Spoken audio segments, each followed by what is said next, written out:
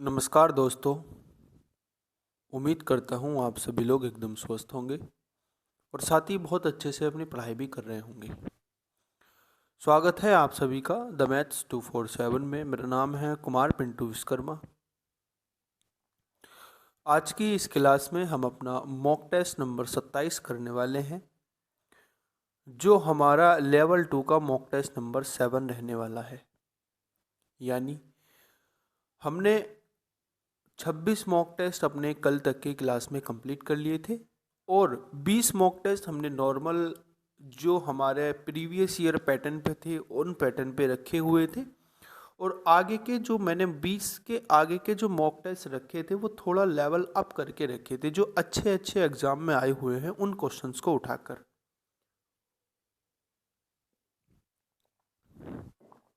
ताकि आप लोगों की बहुत अच्छे लेवल पे कुछ अच्छे तरीके की क्वेश्चन करने के बाद तैयारी हो पाए और आप लोग मेन एग्ज़ाम में अगर कैसे भी क्वेश्चन आते हैं, कैसे इन द सेंस कि अगर थोड़े अच्छे लेवल के क्वेश्चन भी आते हैं तो आप इजीली बना पाओ। क्योंकि हमारा जो टारगेट रहने वाला है वो टारगेट रहने वाला है 100/100। यानी आपके मैथ्स के सेगमेंट में 40 क्वेश्चन आते हैं यूपीएसआई में, उन 40 क्वेश्चन में से आप 40 के 40 क्वेश्चन बना पाओ, ये हमारा टारगेट रहने वाला है। तो इसी टारगेट को अचीव करने के लिए हमें थोड़ा सा एक्स्ट्रा ऑर्डिनरी काम भी करना पड़ेगा, क्योंकि प्रीवियस ईयर से हट के थोड़े अच्छे लेवल के क्वेश्चन भी सॉल्व करने पड़ेंगे। क्योंकि मिनिमम अभी हमारे जो एग्ज़ाम है उसमें आपके पास 50 से 60 दिन कम्प्लीटली हैं। इन 50 से 60 दिन के भीतर भीतर हम कुछ अच्छे लेवल के क्वेश्चन कर लेंगे तो उससे ये फ़ायदा होगा हमारा कि आने वाले एग्ज़ाम में हमें कोई समस्या नहीं होगी। अब क्योंकि आपका दिल्ली पुलिस का भी एग्ज़ाम है और दिल्ली पुलिस के 3 एग्ज़ाम है, अगर आपने भरे होंगे तो ड्राइवर का है, हेड कांस्टेबल का है और एडब्ल्यू जो एग्ज़ाम होता है AWTPO, और एग्जीक्यूटिव का तो आपका सिविल का है ही। साथ में आपका यूपी पुलिस का एग्ज़ाम की भी सुन रहे हैं। तो इसलिए हम अगर अच्छे लेवल के थोड़ी तैयारी करके चलेंगे तो इन एग्ज़ाम में भी हमें फ़ायदा मिलने वाला है। इसीलिए मैंने आपके लिए डिज़ाइन किए हैं ये लेवल 2 के। लगभग हम इन लेवल 2 के 15 से 20 मॉक टेस्ट करने वाले हैं। उसके बाद हम वही अपना यूपीएसआई के जो प्रीवियस ईयर पैटर्न पे मॉक टेस्ट होते हैं, कुछ अच्छे लेवल के मॉक टेस्ट होते हैं, वो करेंगे। और मैं आपसे एक चीज़ और पूछना चाहता हूँ, जो आप मॉक टेस्ट लगाते हो, जो आप फुल लेंथ मॉक टेस्ट लगाते हो, मुझसे कई लोगों के मैसेज आए कि भैया आप फुल लेंथ जो मॉक टेस्ट होता है RWA पे होता है, टेक्स्ट बुक पे होता है, उसका मैथ्स का सेगमेंट का आप सॉल्यूशन करा दीजिए। तो अगर आप ये चाहते हो तो मैं आपको आप मुझे कमेंट करके ज़रूर बताना कि अगर आप ये चाहते हो कि मैं आपको मैथ्स के सेगमेंट का सॉल्यूशन कराऊं किसी मॉक टेस्ट का, तो मैं वो भी आपको करा सकता हूं। आप मुझे कमेंट करके एक बार बता देना। अब बात करते हैं अपनी क्लास की। हमारी क्लास में ये 27 नंबर का मॉक टेस्ट चलने वाला है। आप सभी लोग जानते हैं 26 मॉक टेस्ट कंप्लीट हो गए हैं। और अगर आप लोग चैनल पर नए आए हो तो मैं आपको फिर से एक बार बता देना चाहता हूँ, इस चैनल पर यूपीएसआई के लिए मैथ्स की कंप्लीट प्रिपरेशन कराई जा रही है। और ये कंप्लीट प्रिपरेशन दो तरीके से आपको कराई जा रही है। नंबर एक तरीका है हमारा मॉक टेस्ट फॉर्म में, यानी हम 27 मॉक टेस्ट ये अपने कर चुके हैं धीरे धीरे। और एक तरीका है आपका पीवाईक्यू फॉर्म में। आपके पीवाईक्यू सेट भी चल रहे हैं जिसमें हम टाइम एंड डिस्टेंस का चैप्टर कर रहे हैं। हम वीक में 3 दिन मॉक टेस्ट करते हैं और वीक में 3 दिन अपना पीवाईक्यू सेशंस करते हैं। तो अगर आप सभी लोग नए आए हो चैनल पे तो आप लोग चैनल को सब्सक्राइब कर लेना। इस चैनल से बहुत लोगों का फ़ायदा हुआ है, यानी मैथ्स में बहुत लोगों के अच्छे अच्छे नंबर आए हैं। ये आपको क्लास करने के बाद भी पता लग जाएगा। आपको क्लास करने के बाद आप एक दो क्लास मैथ्स पीवाईक्यू सीरीज के देखोगे, मॉक टेस्ट के सीरीज देखोगे, तो आपको थोड़ा सा अंदाज़ा लग जाएगा कि हाँ इससे हमें भला होने वाला है। तो बिना किसी बात के अब हम बात करते हैं अपने इस मॉक टेस्ट नंबर 27 की, और इसके क्वेश्चन नंबर 1 पे चलते हैं। उससे पहले मैं आप सभी लोगों से रिक्वेस्ट करता हूँ, आप सभी लोग वीडियो को लाइक कर देना, वीडियो को शेयर कर देना और कमेंट करके जो मैंने आपसे पूछा वो बता देना। और अगर नए आए हो तो चैनल को भी आप सब्सक्राइब कर लेना। क्वेश्चन नंबर 1 की बात करते हैं। आज की क्लास का ये क्वेश्चन नंबर हमारा 1 रहने वाला है, यानी कि मॉक टेस्ट नंबर 27 का ये क्वेश्चन नंबर 1 है। क्वेश्चन नंबर 1 क्या कहना चाह रहा है, एक बार आप ध्यान से समझेंगे। आपको बोला जा रहा है रामू को 1 और 1000 दोनों सहित के बीच की संख्याओं की एक सूची का चयन करना है जो 2 और 7 से दोनों से विभाजित हो जाएगी। ऐसी कितनी संख्या हो सकती हैं जो 2 और 7 से कंप्लीटली विभाजित हो जाए, 1 से लेकर 1000 तक। आप बोलोगे भैया थोड़ा अच्छा क्वेश्चन है, और अगर ये 2 और 7 से किसी संख्या को हम दोनों से ही अगर किसी संख्या को विभाजित कर रहे हैं तो इसका मतलब क्या है, दोनों की दोनों संख्या प्राइम नंबर है। तो अगर दोनों की दोनों संख्या प्राइम नंबर है तो हमें ये पता चल जाएगा कि दोनों की मल्टीप्लाई करने के बाद क्या आएगा। दोनों की अगर मैं मल्टीप्लाई करूंगा तो दोनों की मल्टीप्लाई करने के बाद 14 आएगा। यानी मैं ये कह सकता हूँ दूसरे शब्दों में कि जो मेरी संख्याएं होंगी वो मेरी कंप्लीटली 14 से डिवाइड होनी चाहिए। यानी 1 से लेकर 1000 तक की जो संख्या होगी उसके बीच में जो 14 से मेरी संख्या डिवाइड होगी, मुझे उनकी संख्या बतानी है। तो आपको क्या करना है, पहले 14 से मल्टीपल निकाल देना है। सबसे पहले जो 14 की मल्टीपल संख्या होगी वो कितनी कितनी होगी, वो 14 ही होगी। उसके बाद कौन सी होगी, आप बोलोगे भैया उसके बाद 28 होगी। उसके बाद कितनी होगी, उसके बाद 42 होगी। और इसी तरीके से चलते चलते लास्ट जो संख्या आपके पास आएगी वो आएगी 994। इतनी बात आपको समझ में आ गई। यहाँ पे आप क्या लगाओगे, आपको नंबर ऑफ संख्या निकालनी है तो आपको दो तरीके हैं, या तो आप निकाल दो n into N minus one upon D से, sorry A plus N minus one into D से, यानी कि जो n पदों वाली संख्या होती है उसका मान निकाल दीजिए। या आप इसका एक तरीका ये होता है, आपको क्या करना होता है, लास्ट संख्या में से पहली संख्या को माइनस कर देना होता है। लास्ट संख्या में से पहली संख्या को माइनस कर दो और इससे डिवाइड कर दो कि जिस संख्या को आप डिवाइड कर रहे हैं, जिससे ये संख्या डिवाइड होनी चाहिए, और प्लस कर दो 1। तो आपके पास जो आंसर आ जाएगा वो कितना आ जाएगा, आप बोलोगे भैया 14 7 98, 70 प्लस के 1 हो जाएगा, और 70 प्लस 1 का मतलब क्या हो जाएगा, आप बोलोगे भैया 71। या तो ये तरीका था, या आप ऐसे भी कर सकते थे कि लास्ट वाली संख्या को डिवाइड कर दो 14 से, तो 994 को डिवाइड अगर आप 14 से करोगे तो भी आपका आंसर 71 ही आने वाला है। तो आपके पास जो आंसर हो जाएगा वो हो जाएगा 71, यानी कि बी ऑप्शन। आप बात समझ पाए होंगे। अगले प्रश्न की ओर चलते हैं। क्वेश्चन नंबर हमारे पास है कौन सा, क्वेश्चन नंबर हमारे पास है 2। क्वेश्चन नंबर 2 क्या कहना चाह रहा है, एक बार आप ध्यान से समझेंगे। क्वेश्चन नंबर 2 कहना चाह रहा है 216 के विषम भाजकों का योग बताना कि इसके विषम भाजक कितने होंगे। आप बताओगे मुझे इसके विषम भाजक कितने होंगे। भाजक का मतलब क्या होता है, वही गुणनखंड, यानी कि कितनी संख्या से क्या हो जाएगा, कितनी संख्या से डिवाइड हो सकता है। थोड़ा अच्छा लेवल का क्वेश्चन है, आपको समझना पड़ेगा। देखो, आप मुझे एक बात ये बताएंगे दोस्तों कि आप मुझे क्या बताएंगे, आप मुझे एक बात ये बताएंगे कि आपके पास ये 216 संख्या है। इस 216 संख्या का अगर मैं फैक्टर निकालना चाहूँ, अगर मैं इसके गुणनखंड निकालना चाहूँ तो क्या आएंगे। आप बोलोगे भैया इसको मैं लिख सकता हूँ, ये होता है 6 की पावर 3, 6 की पावर 3 लिख सकता हूँ, यानी कि 2 की पावर 3 गुणा 3 की पावर 3 लिख सकता हूँ। इस तरीके से लिख सकता हूँ। इतनी बात आपको समझ में आ गई होगी। अब मुझे एक बात आप बताएंगे, यहाँ से क्या बताएंगे, अगर ये मैं इसको इस तरीके से लिख सकता हूँ तो मैं ये भी तो कह सकता हूँ कि भैया इसकी अगर मुझे गुणनखंडों की संख्या निकालनी तो कैसे निकालते हैं, हम घात में 1 ऐड करने के बाद मल्टीप्लाई कर देते हैं। इसके गुणनखंडों की संख्या क्या हो जाएगी, इसके गुणनखंडों की संख्या हो जाएगी 16, यानी कि 16 गुणनखंड होंगे जो क्या होंगे, 16 गुणनखंड होंगे जो क्या होंगे दोस्तों, जो इसके टोटल गुणनखंड हो जाएंगे। इतनी बात आपको ये बात समझ में आ गई। अब मुझे क्या निकालना है, मुझे विषम विभाजक निकालना है, यानी कि मुझे ओड क्या निकालना है, ओड डिवाइजर निकालने हैं। अब आप मुझे बताएंगे अगर मैं यहाँ से सम डिवाइजर निकालूँ, सम यानी कि मैं यहाँ से क्या निकाल दूँ, सम भाजक निकाल दूँ, तो सम भाजक निकालने का तरीका क्या होता है। आप बोलोगे भैया सम भाजक निकालने का तरीका क्या होता है, आप इसमें से एक 2 कॉमन ले लो। भाई सम भाजक निकालने का मैंने आपको बताया था, जब मैंने आपको नंबर सिस्टम पढ़ाया था मैंने आपको ये भी बताया था कि सम अगर भाजक हमें यहाँ से निकालने हैं तो क्या करना पड़ेगा, हमें इस संख्या क्या करना पड़ेगा, इसके गुणनखंड को 2 से मल्टीप्लाई करना पड़ेगा। यानी इसमें से मैं 2 की पावर 2 कॉमन ले लूँगा, बोलो सॉरी 2 की पावर 1 कॉमन ले लूँगा, यानी कि 2 कॉमन ले लूँगा। 2 कॉमन ले लूँगा तो जितने भी गुणनखंड आएंगे वो सम गुणनखंड हो जाएंगे। समझ में आई बात? तो यहाँ से सम गुणनखंड कितने हो जाएंगे? आप बोलोगे भैया 3 हो जाएगा, यानी कि 2 + 1 + 3 + 1, तो 2 + 1 का मतलब हो जाएगा 3, और गुणा 3 + 1 का मतलब हो जाएगा 4, और 3 चौक 12 हो जाएंगे, यानी 12 ऐसी संख्या हो जाएंगी, 12 गुणनखंड ऐसे हो जाएंगे जो आपके ये हो जाएंगे इवन गुणनखंड। इवन का मतलब क्या हो जाएंगे? इवन का मतलब हो जाएंगे सम, और ये हो जाएंगे आपके पास टोटल। बोलो आई बात समझ में कि नहीं आई? अब मुझे क्या निकालने, मुझे विषम निकालने, तो यहाँ से मैं विषम गुणनखंड निकाल दूंगा। क्या निकाल दूंगा दोस्तों? विषम गुणनखंड। विषम गुणनखंड कैसे निकालूंगा? टोटल गुणनखंड में से माइनस कर दूंगा कि गुणनखंड नंबर जो सम है, इसको अगर माइनस करूंगा तो कितना आएगा? आप बोलोगे भैया 4 आएगा, 4। यानी मैं ये तो कह सकता हूँ कि जो इसके विषम गुणनखंड होंगे वो कितने होंगे?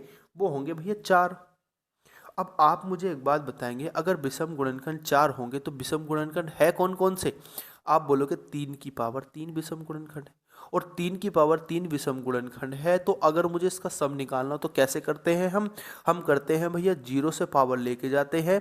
पहले 0 करते हैं, फिर 1 करते हैं, फिर 2 करते हैं, और फिर 3 करते हैं, और इसकी क्या कर देते हैं?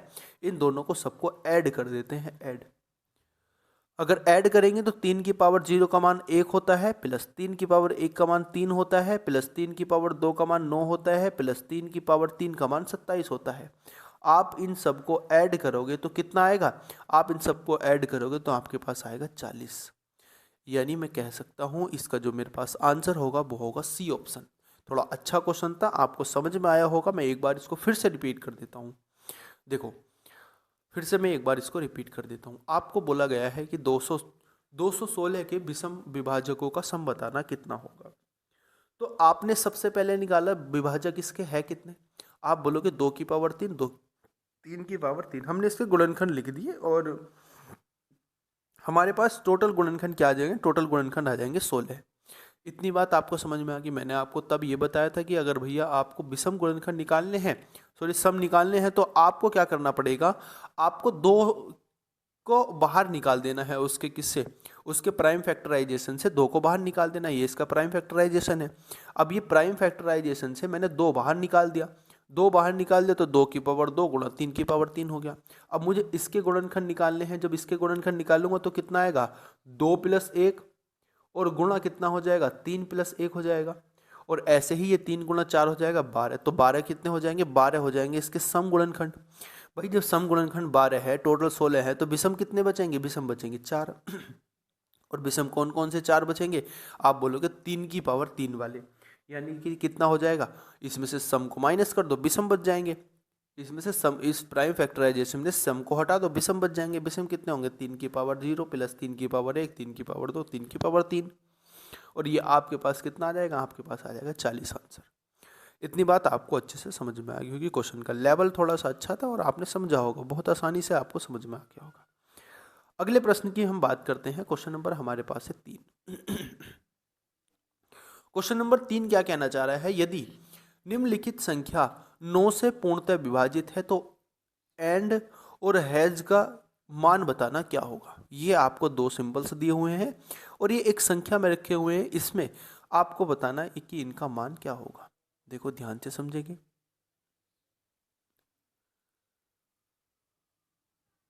ये 4 नहीं है, ये मुझसे 4 बन गया दोस्तों। मैं इसको अलग कलर से बना देता हूँ, ठीक है। ये हो जाएगा हमारे पास एंड, और ये हो जाएगा हमारे पास हैज़। और कौन सा है दूसरा? दूसरा कलर है हमारे पास, दूसरा अक्षर है हमारे पास 0। ये एक संख्या है आपकी। इस संख्या को 9 से विभाजित करना है। अगर 9 से विभाजित ये संख्या हो रही है तो इसका मतलब हमें बताना है कि इसमें हैज़ और इसका एंड का मान क्या होगा। आप बोलोगे भैया देखो अच्छा क्वेश्चन है, थोड़ा आसान क्वेश्चन भी लग रहा है। अगर आसान क्वेश्चन लग रहा है तो इसका मतलब क्या हो जाएगा? देखो, हमें क्या पता होता है? हमें पता होता है कि जो भी संख्या 9 से विभाजित है उसका जो डिजिट का सम होता है वो 9 से पूर्णतः विभाजित हो जाएगा। तो अगर 9 से पूर्णतः विभाजित इसका डिजिट का सम हो जाएगा तो आप क्या करोगे? 9 बनाकर सारी संख्या काट दो। ये 9 बन जाएगा, 8 और 1 9, तो ये संख्या कट जाएगी। ये 9 बन जाएगा, ये भी कट जाएगी। अब जो हमारे पास संख्या बची वो कितनी बची? वो बची भैया 5 + 1 प्लस एंड और प्लस हैज़, और प्लस आपके पास बचा 0। तो जीरो को तो काउंट ही ना करें, कोई दिक्कत वाली बात नहीं है। अब ये संख्या मेरी 9 से पूर्णतः विभाजित होनी चाहिए, यानी मेरे पास जो एंड और हैज़ का मान होना चाहिए वो ऐसा मान होना चाहिए जिससे ये मेरी पूरी संख्या क्या हो जाए, पूरी संख्या मेरी 9 से विभाजित हो जाए, और आपको बताना है वो मान। तो आप देखोगे भैया, एक बात मुझे बताएंगे आप, ये कितना हो रहा है आपका, ये हो रहा है 6, और प्लस कितना हो रहा है, ये हो रहा है एंड, और प्लस हो रहा है आपके पास हैज़। यानी एंड और हैज़ का मुझे ऐसा मान रखना है, या तो जिसका सम 3 आए, 3 आ जाएगा तो 9 बन जाएगा, 9 से कट जाएगा। यानी कि एंड और प्लस हैज़ मेरे पास क्या रखना चाहिए, या तो इसका मान 3 आए मेरे पास, या इसका मान किसी 9 का मल्टीपल आए। देखो अगर 3 आएगा तो इसमें देख लो किसका 3 बनना है, किसी का भी 3 नहीं बनना, यानी कि ये वाला आंसर तो हो नहीं सकता हमारा, कि 3 वाला आंसर तो हम कर नहीं सकते। अब दूसरी संख्या क्या रखी जाएगी, आप बोलोगे भैया 18 बनना चाहिए, फिर 18 बनेगा तब 9 से डिवाइड होगा। तो अगर 18 बनेगा तो हैज़ और एंड का सम जो होना चाहिए वो 12 होना चाहिए। देखो 6 और 12 18 हो जाएगा, 18 का डिजिटल सम कितना होता है 9, यानी कि संख्या 9 से कट जाएगी। तो 18 कैसे बनेगा, आप बोलोगे भैया 18 देख लो किससे बनेगा। देखो 9 और 4 और 5 9, ये भी नहीं हो सकता, और 9 8 17 ये भी नहीं हो सकता, 2 और 2 4 ये भी नहीं हो सकता, और 8 और 4 12 ये हो सकता है, 12 और 6 18। यानी जो आंसर होगा, आंसर होगा हमारे पास बी ऑप्शन। समझ पा रहे हो बात को, हमारे पास बी ऑप्शन होगा। जब मैं इसमें हैज़ में 18 और 8 और 4 रखूंगा हैज़ और एंड में, तो क्या बन जाएगा 18 बन जाएगा, 18 9 से पूर्णतः विभाजित हो जाएगा, यानी कि पूरी संख्या पूर्णतः विभाजित हो जाएगी। समझ पा रहे हो बात को कि नहीं समझ पा रहे हो, बोलो समझ पा रहे हो बात को। अगले प्रश्न की हम बात करते हैं। क्वेश्चन नंबर हमारे पास है 4। क्वेश्चन नंबर 4 हमारे पास क्या है, क्वेश्चन नंबर 4 हमारे पास सिंप्लीफिकेशन का क्वेश्चन है। किसका क्वेश्चन है, ये है हमारे पास सिंप्लीफिकेशन का। आपको ये क्वेश्चन बताना है करके, सिंप्लीफिकेशन का आसान क्वेश्चन है, इतना बड़ा क्वेश्चन नहीं है, ठीक है, आपको बताना है। तो देखो समझो क्वेश्चन को एक बार आप पढ़ोगे, आपको बोला गया है 72 डिवाइड 8 मल्टीप्लाई, मतलब इस तरीके से आपको क्वेश्चन दिया गया है। तो आप क्या करोगे, आप इसको क्या करोगे, आप इसको सोल्व करोगे।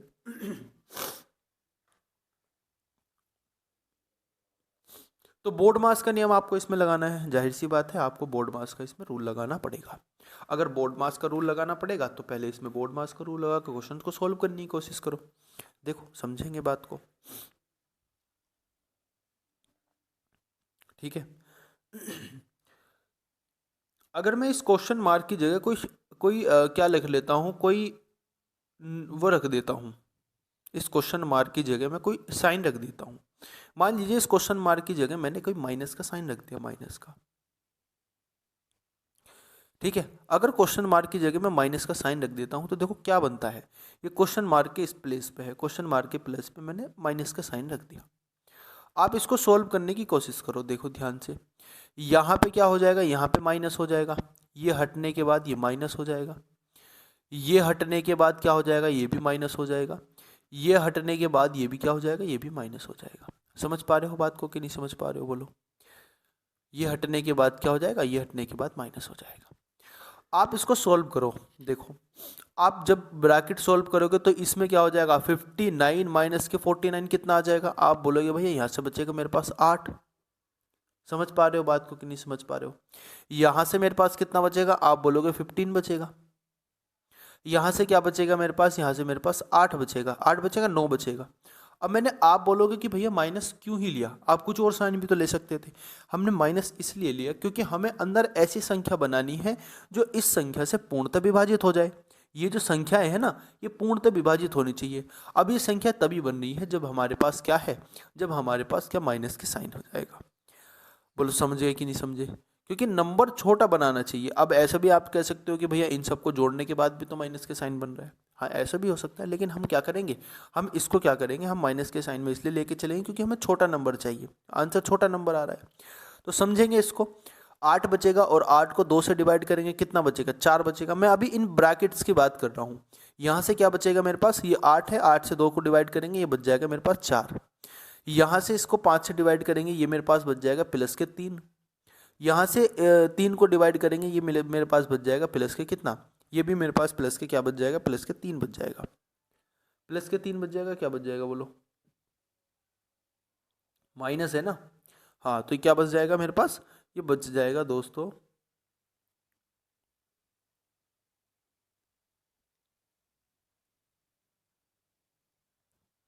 अच्छा, ये ब्रैकेट अलग है हमारे पास, ये वाला ब्रैकेट अलग है, तो इसको हम अच्छे तरीके से सॉल्व करें। देखो ये कितना था, ये बच रहा है हमारे पास 25 ना कि 15, ये मैंने थोड़ी सी गड़बड़ी यहाँ पे कर दी है, ये 25 बच रहा है दोस्तों, 25। ठीक है, और 25 बचेगा तो यहाँ पे आएगा आपके पास 5, यहाँ पे क्या आएगा, यहाँ पे आएगा आपके पास 5। समझ पा रहे हो बात को कि नहीं? अब ये क्या बचेगा हमारे पास, ये बचेगा हमारे पास, आप 18 में से ये माइनस करोगे तो कितना बचेगा, 9 बचेगा, 9 बचेगा ना। तो 9 को अगर मैं 3 से डिवाइड करता हूं तो मेरे पास क्या बचना चाहिए? आप बोलोगे भैया यहाँ आपके पास क्या बचना चाहिए, यहाँ आपके पास बचना चाहिए 3 बचना चाहिए, तो यहाँ पे आप 3 लिख दीजिए। ठीक है, यहाँ क्या बचना चाहिए, यहाँ पे 3 लिख दीजिए, तो माइनस के 3 हो जाएगा। अब आप क्या करोगे, इसको सोल्व करोगे तो ये कितना बच जाएगा आपके पास, ये हो जाएगा 4 और 9, 9 में से 3 जाएगा तो आपके पास बच जाएगा 6। यानी ब्रैकेट सोल्व करने के बाद हमारे पास 6 बच रहा है। अब ये मल्टीप्लाई करने के बाद देखो 8 से डिवाइड करेंगे 72 को, तो कितना आएगा, 9 आएगा, 9 8 72, तो 9 गुणा 6 का मतलब क्या हो जाएगा, आपके पास हो जाएगा 54, यानी कि आंसर जो आएगा आपके पास वो 54 आएगा। समझ पा रहे हो बात को? जैसे मैंने आपको बताया कि इसी तरीके से आपको ये करना पड़ेगा। अगले प्रश्न की बात चलते हैं, आपसे बहुत इजी क्वेश्चन पूछा गया है। आपसे पूछा गया 1801 और 1801 का स्क्वायर बताना। 1801 का स्क्वायर क्या आप बता सकते हो? 1801 का स्क्वायर आप बोलोगे भैया इजी है, 1801 का स्क्वायर क्या होता है? बोलो बता सकते हो कि नहीं बता सकते हो? ठीक है, आप इसको दो तरीके से कर सकते हो, या तो आप स्क्वायर निकाल लीजिए, या आप इसको नॉर्मल तरीके से कर सकते हो। तो इसका आंसर जो आपके पास आएगा वो आएगा आपके पास ये ए ऑप्शन। इसका जो 1801 का जो स्क्वायर होता है वो होता है कितना, वो होता है आपके पास, वो होता है आपके पास 34,23,601। ठीक है, समझ गए बात को? अगले क्वेश्चन पे बात करते हैं। क्वेश्चन नंबर हमारे पास है 6। क्वेश्चन नंबर 6 क्या कहना चाह रहा है, देखो तीन संख्याओं का लघुत्तम समावर्त यानी कि एलसीएम जो है उनका अनुपात कितना दे रखा है, उनका एलसीएम और उनका अनुपात, एलसीएम दे रखा है 1386 और उनका अनुपात दे रखा है 3:7:11। सबसे बड़ी और सबसे छोटी संख्या का योग बताना क्या होगा। सबसे बड़ी और सबसे छोटी संख्या का योग जो होगा वो 14 का मल्टीपल होगा। आप इसमें 14 का मल्टीपल ढूंढ लो, वही आंसर हो जाएगा। 14 का मल्टीपल 84 है, यही आंसर है। आप सबसे बड़ी और सबसे छोटी संख्या का वो क्या ढूंढ रहे हो, मल्टीपल ढूंढ रहे हो ना। सबसे बड़ी और सबसे छोटी संख्या का योग, तो जो सबसे बड़ी संख्या है वो 11 है और सबसे छोटी संख्या कितनी है, 3 है। यानी जो भी हमारे पास आंसर आएगा वो हमारे पास 11 और 3 14 का मल्टीपल होगा। अब 14 का मल्टीपल इसमें एक ही संख्या है, 14 का मल्टीपल 84, यही आंसर हो जाएगा। वैसे नॉर्मल तरीके से आप इसको बेसिक तरीके से सॉल्व कर सकते हो। ठीक है, अगले क्वेश्चन की बात करता हूँ। क्वेश्चन नंबर हमारे पास है 7। 29 और 92 का लघुत्तम समावर्तक ज्ञात कीजिए, क्या होगा। 29 और 92 का क्या बताना है, लघुत्तम समावर्तक। बोलो आसान लग रहा है क्वेश्चन की नहीं लग रहा? आप बोलोगे आसान तो लग रहा है भैया, लेकिन जो नंबर्स हैं वो थोड़े टिपिकल्ट हैं। कोई बात नहीं, आपको 29 और 92 का क्या बताना, एलसीएम बताना। तो आप बोलो हम 18 को 28 को क्या लिख सकते हैं और हम 92 को क्या लिख सकते हैं। आप बोलोगे भैया 23 चौक 92 होते हैं। अगर 23 चौक 92 होते हैं तो 7 चौक 28 भी होते हैं। यानी मैं कह सकता हूँ 4 × 7 इसको लिख सकता हूँ और इसको लिख सकता हूँ 4 × 23। तो जो एलसीएम आएगा दोस्तों वो कितना आएगा, आप बोलोगे 4 तो इनके सबके मल्टीपल में आएगा और 23 और 7 और आएगा, यानी कि 7 × 23 भी आएगा। अगर आपको इजीली क्वेश्चन देखना है तो आप 7 का मल्टीपल देख लीजिए। 7×6 42 हो जाएगा, बचेगा कितना 4, 44 कट रहा नहीं कटेगा। 7×9 63 हो जाएगा, बचेगा 14, ये आंसर हो सकता है। यहाँ से 7×2 14, 7×3 21, ये भी आंसर हो सकता है। और ये कितना हो जाएगा 7 चौक 28 और 7×6 42, ये भी आंसर हो सकता है। यानी कि अभी हमारे पास एक क्वेश्चन घटा। तो आप मुझे बताएंगे क्वेश्चन जो है वो 4 का मल्टीपल भी होगा और 4 का मल्टीपल होगा तो ये भी नहीं हो सकता आंसर, और 4 का मल्टीपल होगा तो आंसर ये भी नहीं हो सकता। तो आंसर क्या हो जाएगा, आंसर हो जाएगा आपके पास कितना, आंसर हो जाएगा आपके पास 644। बोलो समझे बात आई कि नहीं आई समझ में? आपके पास हो जाएगा 642 आंसर, यानी कि बी ऑप्शन। अगले क्वेश्चन पे चलते हैं। क्वेश्चन नंबर हमारे पास है कौन सा, 8 नंबर। राजू की आय मंजू की आय की 25% अधिक और राजू की आय में 25% की वृद्धि हुई और मंजू की आय में 40% की वृद्धि हुई, तो संयुक्त आय का कितने प्रतिशत वृद्धि हुआ। ओके, इन्होंने बोला है, देखो आसान क्वेश्चन है, समझेंगे बस ध्यान से। राजू की आय मंजू की आय से 25% अधिक है। ठीक है, मैं मान लेता हूँ राजू की आय जो है मंजू की आय से 25% अधिक है। मैं मान लेता हूँ जो मंजू की आय है वो कितनी है, वो 100 है। तो राजू की आय कितनी हो जाएगी, आप बोलोगे राजू की आय 25% अधिक है, यानी कि 125 हो जाएगी। समझ में आई बात की नहीं आई? राजू की आय 25% में वृद्धि कर दी जाए, अगर राजू की आय में 25% की वृद्धि कर दी जाए तो कितना हो जाएगा? आप बोलोगे भैया इसकी 25% की वृद्धि कर दो, यानी 125 बटे कितना हो जाएगा, 100 हो जाएगा। और मंजू की आय में 40% की वृद्धि कर दो, यानी ये कितना हो जाएगा, ये 140 हो जाएगा। समझ पा रहे बात को? 25 पंजे 125 और 25 चौका 100 होते हैं। ठीक है, और 12 पंजे 60 और 5 पंजे 25, यानी कि इसको 625 हो जाएगा। और 625 बटे कितना आएगा, 4 आएगा। और ये कितना है, ये हमारे पास 140 है। अब इसने पूछा कि संयुक्त वृद्धि कितनी हुई है, तो संयुक्त वृद्धि निकाल दो। भाई संयुक्त वृद्धि कितनी हुई है, आप बोलोगे भैया पहले संख्या कितनी थी टोटल, आप बोलोगे 225 थी। पहले कितनी थी टोटल, 225। अब कितनी हो जाएगी टोटल, आप बोलोगे इन सबको अगर मैं ऐड करूंगा तो कितना हो जाएगा, 14 चौका 56 हो जाएगा। यानी मैं कह सकता हूँ 625 प्लस 560/4 हो जाएगा। समझ पा रहे हो बात को? आप इसको ऐड करो, कितना आएगा, 5, ये हो जाएगा 8, ये हो जाएगा 11/4। अब या तो आप इसको 4 से डिवाइड कर दो, 4 से डिवाइड करेंगे 4 दूनी 8 आएगा, 3 आ जाएगा, 4 नम 36 आएगा, बचेगा 2, 4 छंग 24 आएगा, और 4 दूनी 8, 4 पंजे 25 आएगा। तो कितना हो जाएगा, आप बोलोगे भैया ये हो जाएगा आपके पास 296। तो अब कितना था, पहले कितना था 225, अब हो जाएगा 296 दशमलव कितना, 296.25। तो कितना अंतर आएगा बोलो? आप बोलोगे भैया अंतर आएगा इसमें 0.750, और ये कितना हो जाएगा, ये हो जाएगा आपके पास 7, यानी कि 70.75 का अंतर आएगा। और 70.75 का अंतर किस पे आएगा, आप बोलोगे 225 पे आएगा, 225 पे। आप इसकी मल्टीप्लाई कर दो 100 से, यहाँ पे कर दूँ, कोई दिक्कत नहीं है।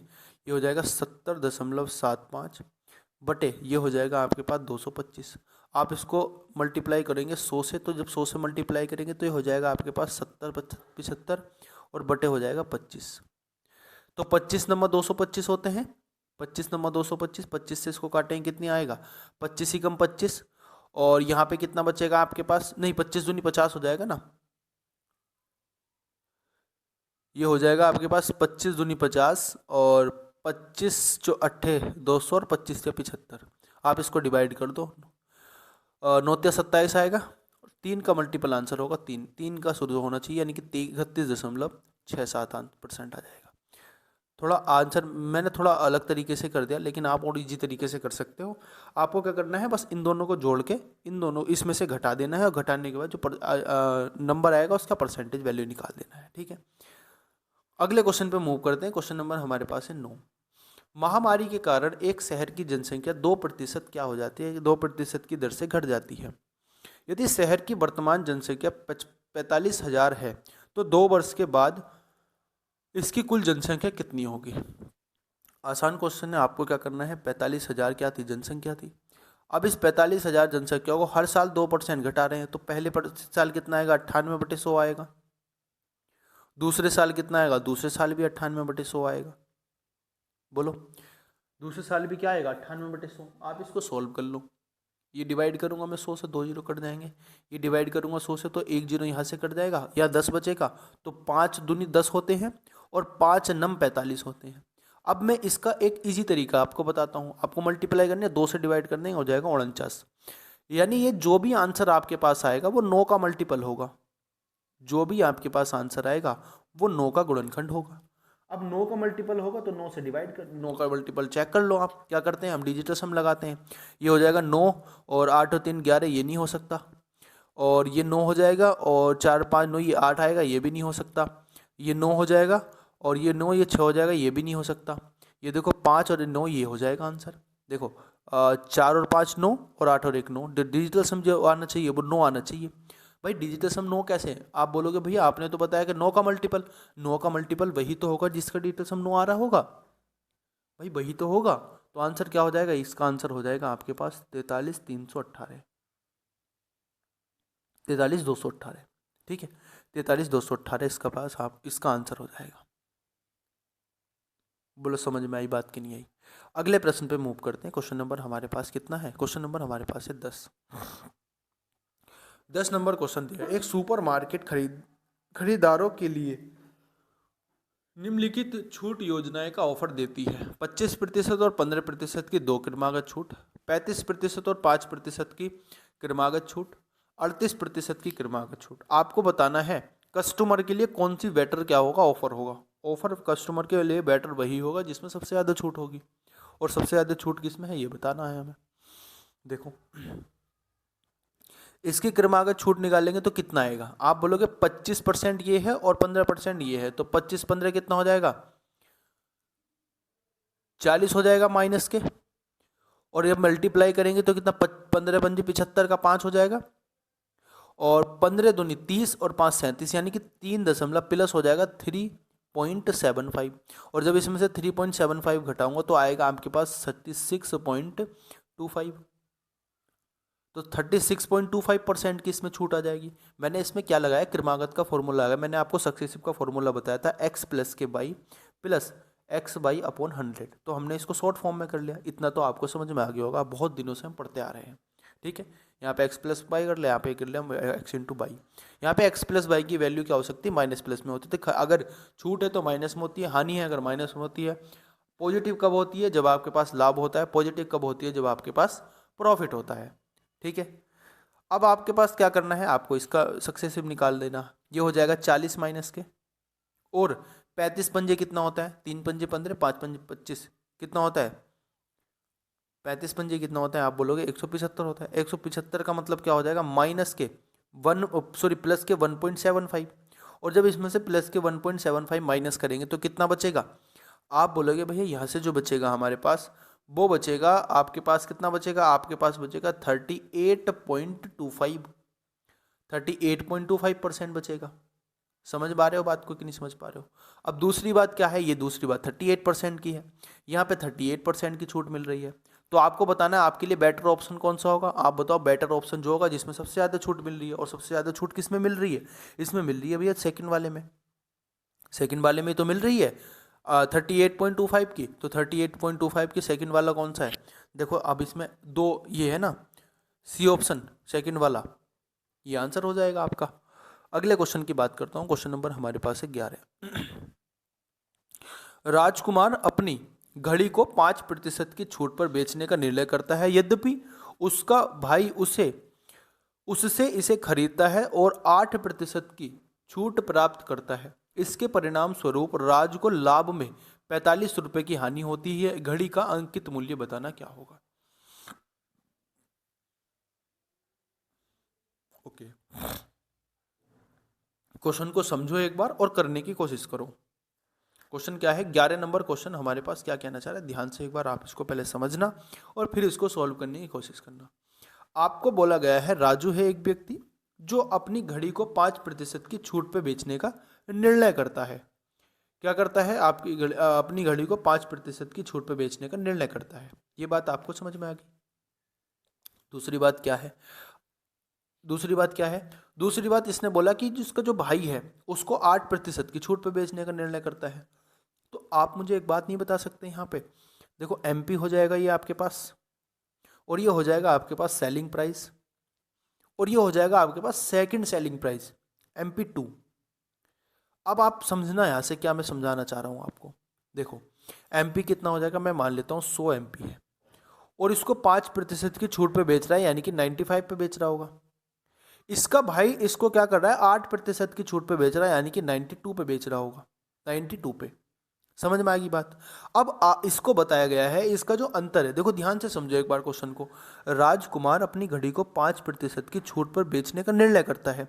यद्यपि उसका भाई उससे इसे खरीदता है और 8% की छूट पे बेचता है, यानी कि उसका भाई 8% की छूट पे बेचता है, तो उसके भाई ने 8% की छूट पे बेच दी।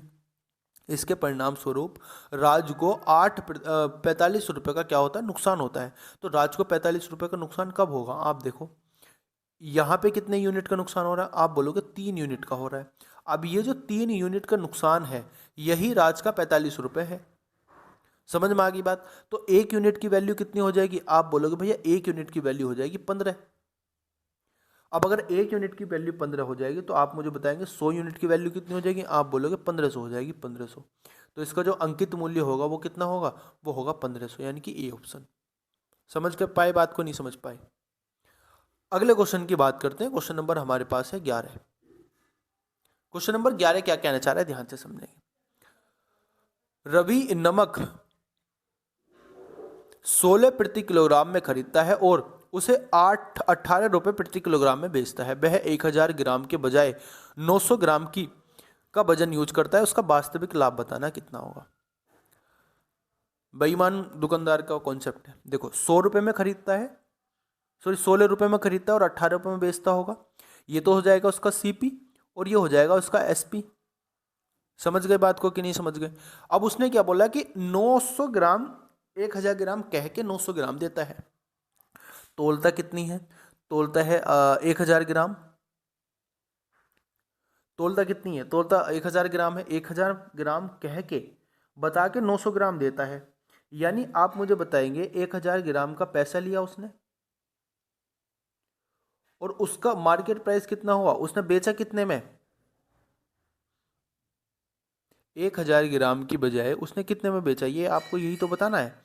आपको बोलोगे भैया आप एक बात समझो, यहाँ से हमें उल्टा करना होता है। इसका क्या करना होता है, देखो उसने क्या बोला, उसने बोला उसने हमसे पैसे कितने लिए, उसने हमसे पैसे जो लिए ना वो 1000 रुपये 1000 ग्राम के पैसे लिए।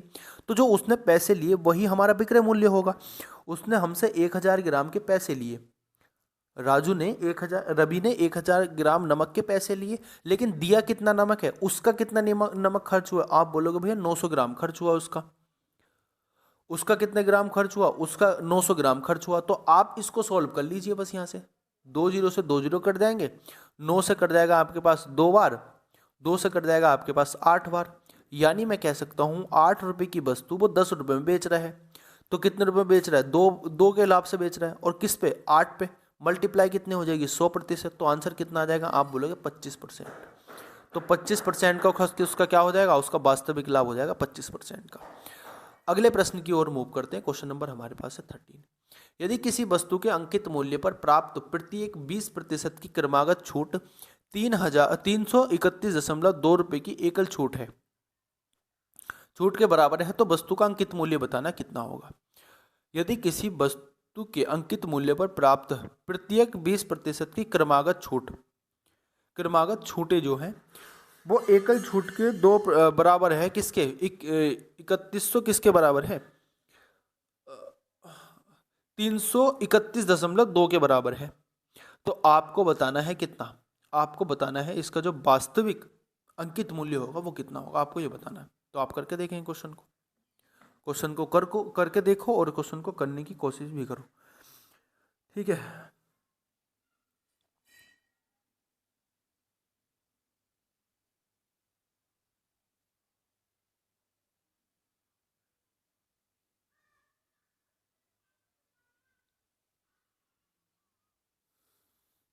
हाँ जी, क्वेश्चन करने की कोशिश करो। यदि किसी, आपको क्या बोला, यदि किसी वस्तु के अंकित मूल्य, क्या बोला गया, यदि किसी वस्तु के अंकित मूल्य, आप मुझे एक बात बताओ, यहाँ से हमें क्या बताया है, 2 क्रमागत छूट बताई गई है, 2 क्रमागत 20% की छूट बताई गई है।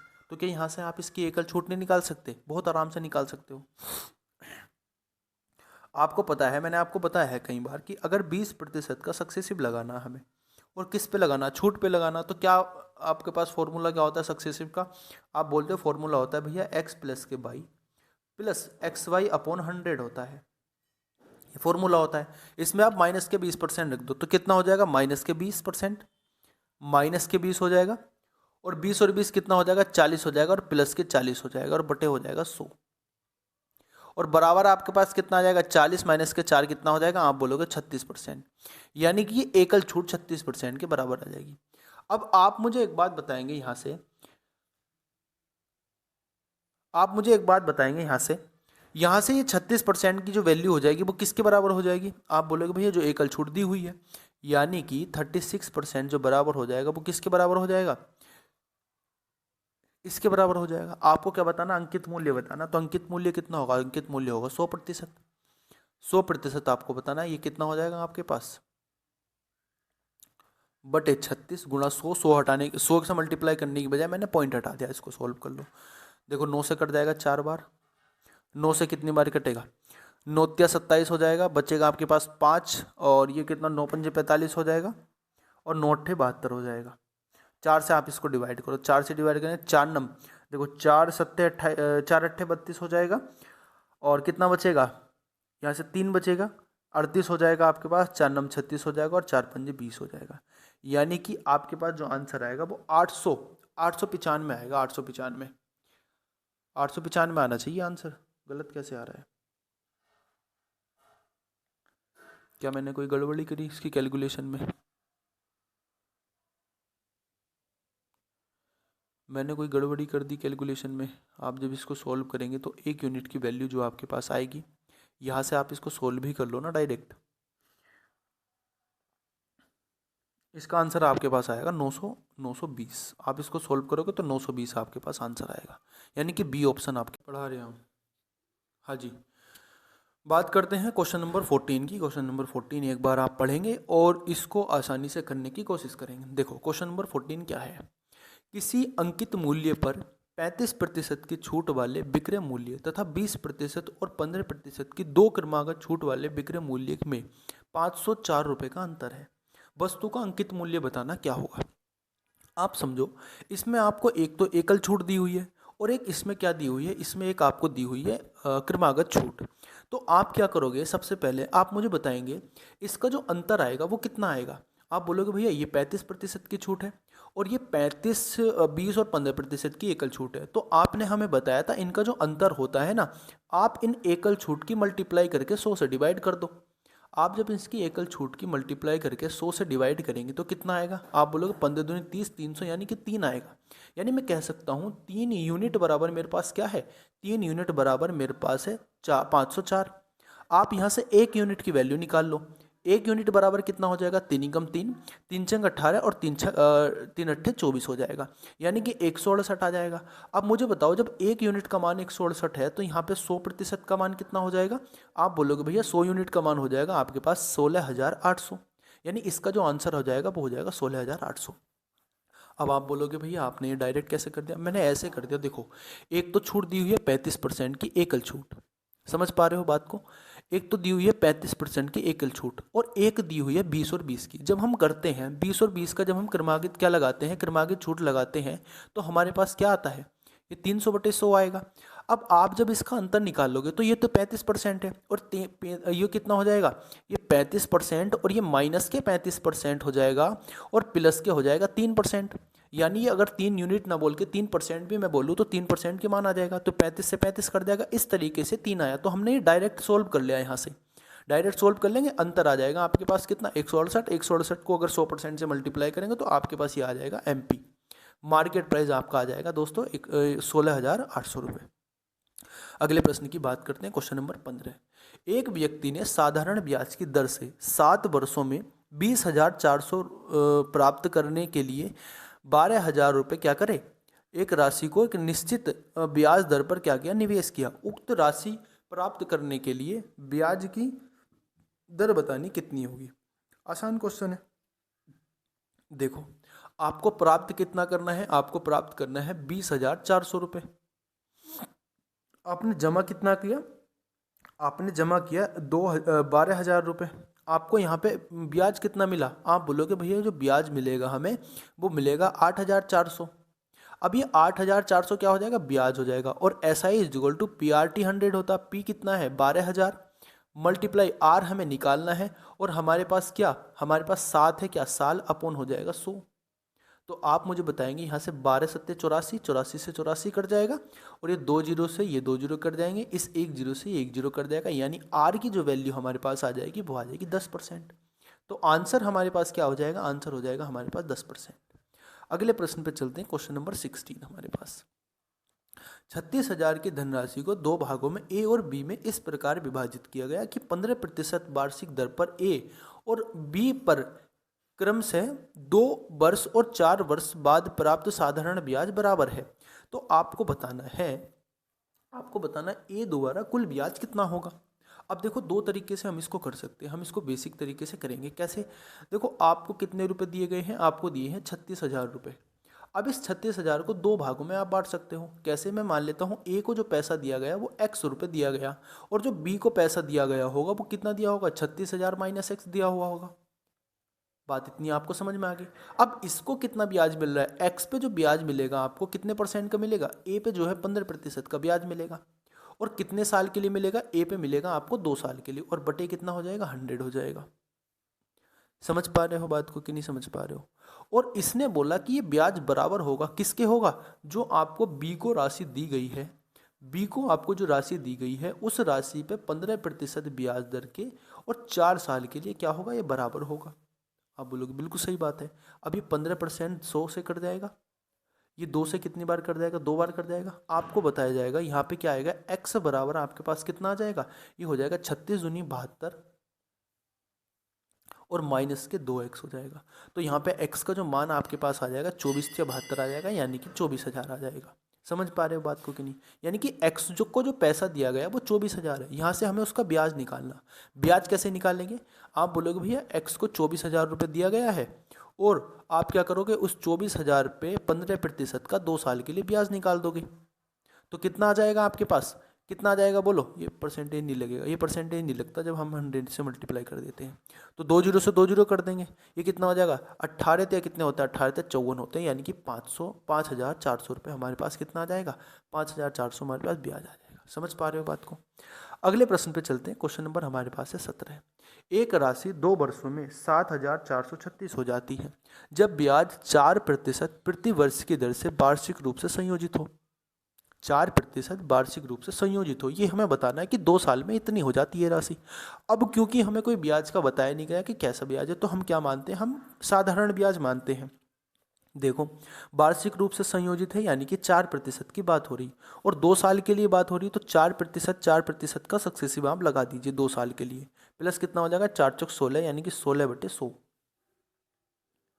इतनी बात समझ गए आप? अब यहाँ से आपके पास क्या आएगा? 8.16% आएगा। 8.16% आपके पास आ जाएगा ब्याज। अब राशि क्या होगी ये बतानी, और राशि हो कितनी रही है? आप बोलोगे भैया 7400 कितनी हो रही है? 7436 हो रही है। यानी मैं यहाँ से कह सकता हूँ राशि जो होती है वो प्रिंसिपल अमाउंट प्लस ब्याज होती है। प्रिंसिपल अमाउंट प्लस ब्याज होती है, यानी मैं यहाँ से कह सकता हूँ 108.16% की जो वैल्यू हमारे पास है वो कितनी है? 7436 है। हमें क्या निकालना है? यहाँ से 100% की वैल्यू निकालनी, 100% की। तो 100% की वैल्यू जब आप निकालोगे, आप इसको कैलकुलेट कर लो। जब आप इसको कैलकुलेट करोगे तो आपके पास आंसर आ जाएगा। ठीक है, आपके पास आंसर क्या आ जाएगा? आप इसको कैलकुलेट कर सकते हैं आसानी से। ठीक है दोस्तों,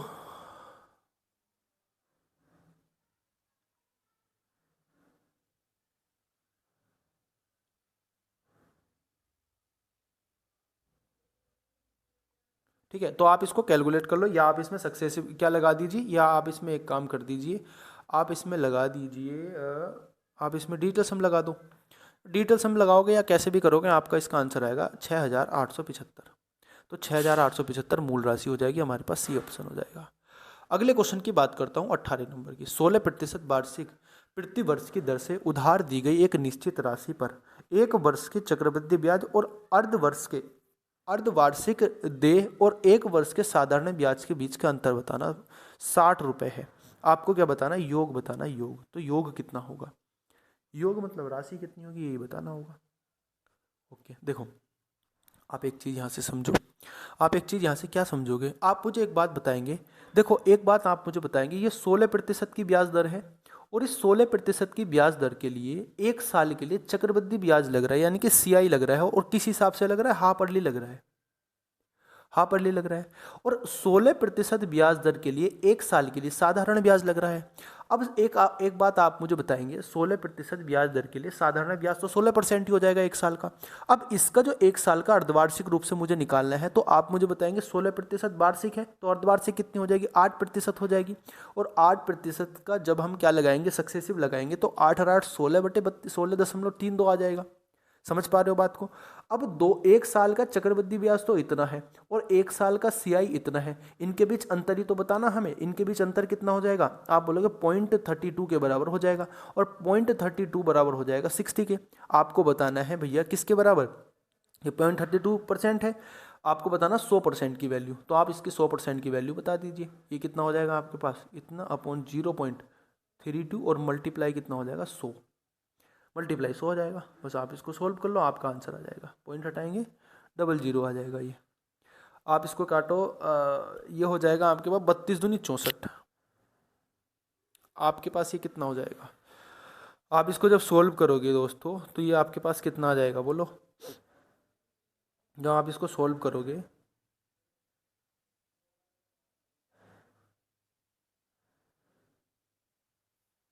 तो आपके पास जो आंसर आएगा, हमने कहीं गड़बड़ी करी है शायद। एक वर्ष का साधारण ब्याज के बीच अंतर इतना है, ओके।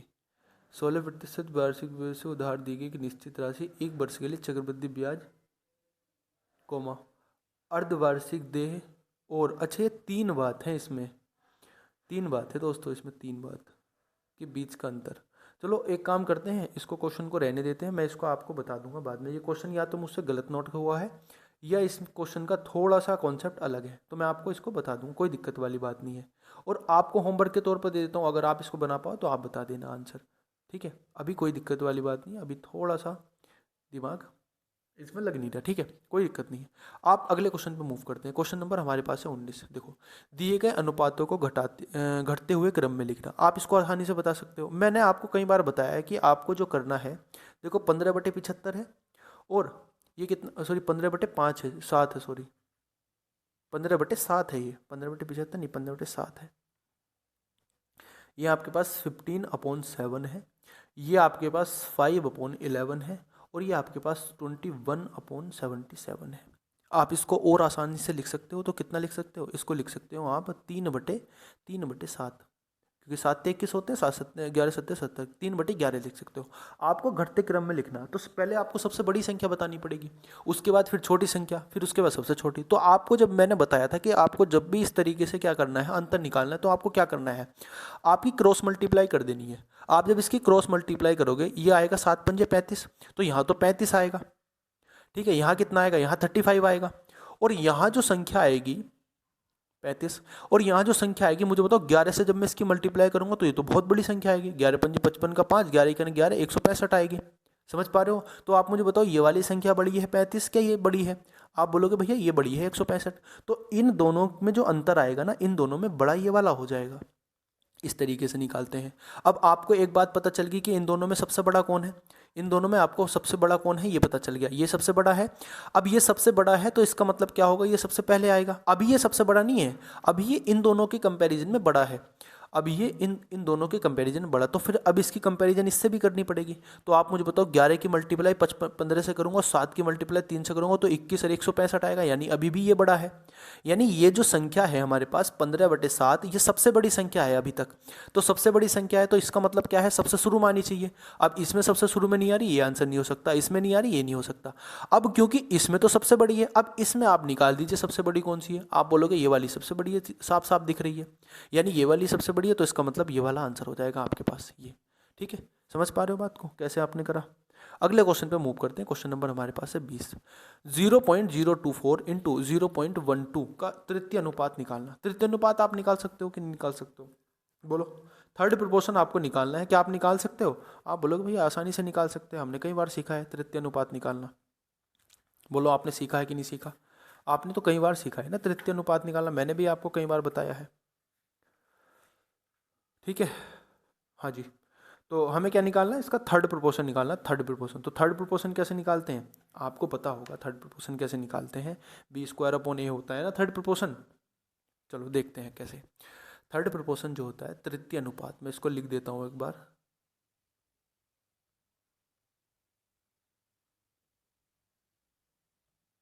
तृतीय अनुपाती क्या होता है? तृतीय अनुपाती होता है, आज तो आंसर, आज तो राइटिंग सही आ गया, B²/A, यानी कि दूसरी संख्या का स्क्वायर/A होता है। ठीक है, आप इसको सोल्व कर लो। कैसे? B² का मतलब हो जाएगा B संख्या, यानी कि मैं इसको कर देता हूँ 12/100, और गुणा 12/100। ठीक है, समझ पा रहे हो बात को। और बटे क्या हो जाएगा, ए मतलब हो जाएगा इतना। तो मैं इसको लिख सकता हूँ 24 बटे कितना, 24/1000 लिख सकता हूँ, कोई दिक्कत वाली बात नहीं है। समझ गए। अब ये 3 जीरो से मैं इस 3 जीरो को काट दूंगा और ऊपर कितना आएगा, ये 12 से काट दूंगा 2 बार और 2 से काट दूंगा 6 बार, यानी जो आंसर आएगा वो आएगा मेरे पास कितना, 0.6। 0.6 मेरे पास आंसर आएगा, यानी मैं कह सकता हूँ सी ऑप्शन मेरा सही उत्तर हो जाएगा। अगले क्वेश्चन की बात करता हूँ। क्वेश्चन नंबर हमारे पास है 21 नंबर क्वेश्चन क्या कहना चाह रहा है, ध्यान से समझेंगे। 0.03 और 0.27 का मध्य अनुपात निकालना, मीन निकालना। मीन क्या होता है आप सभी लोग जानते हैं, अंडर रूट ए इंटू बी होता है, ए इंटू बी, ये होता है मीन। क्या होता है, ये मीन होता है, मध्य अनुपात। ठीक है, आपका निकालना है मीन प्रोपोर्शन। तो मीन प्रोपोर्शन निकालने के लिए क्या करना पड़ेगा, ए की मल्टीप्लाई यानी कि 3/100 लिख दूंगा इसको, मल्टीप्लाई इसको क्या लिख सकता हूँ 27/100।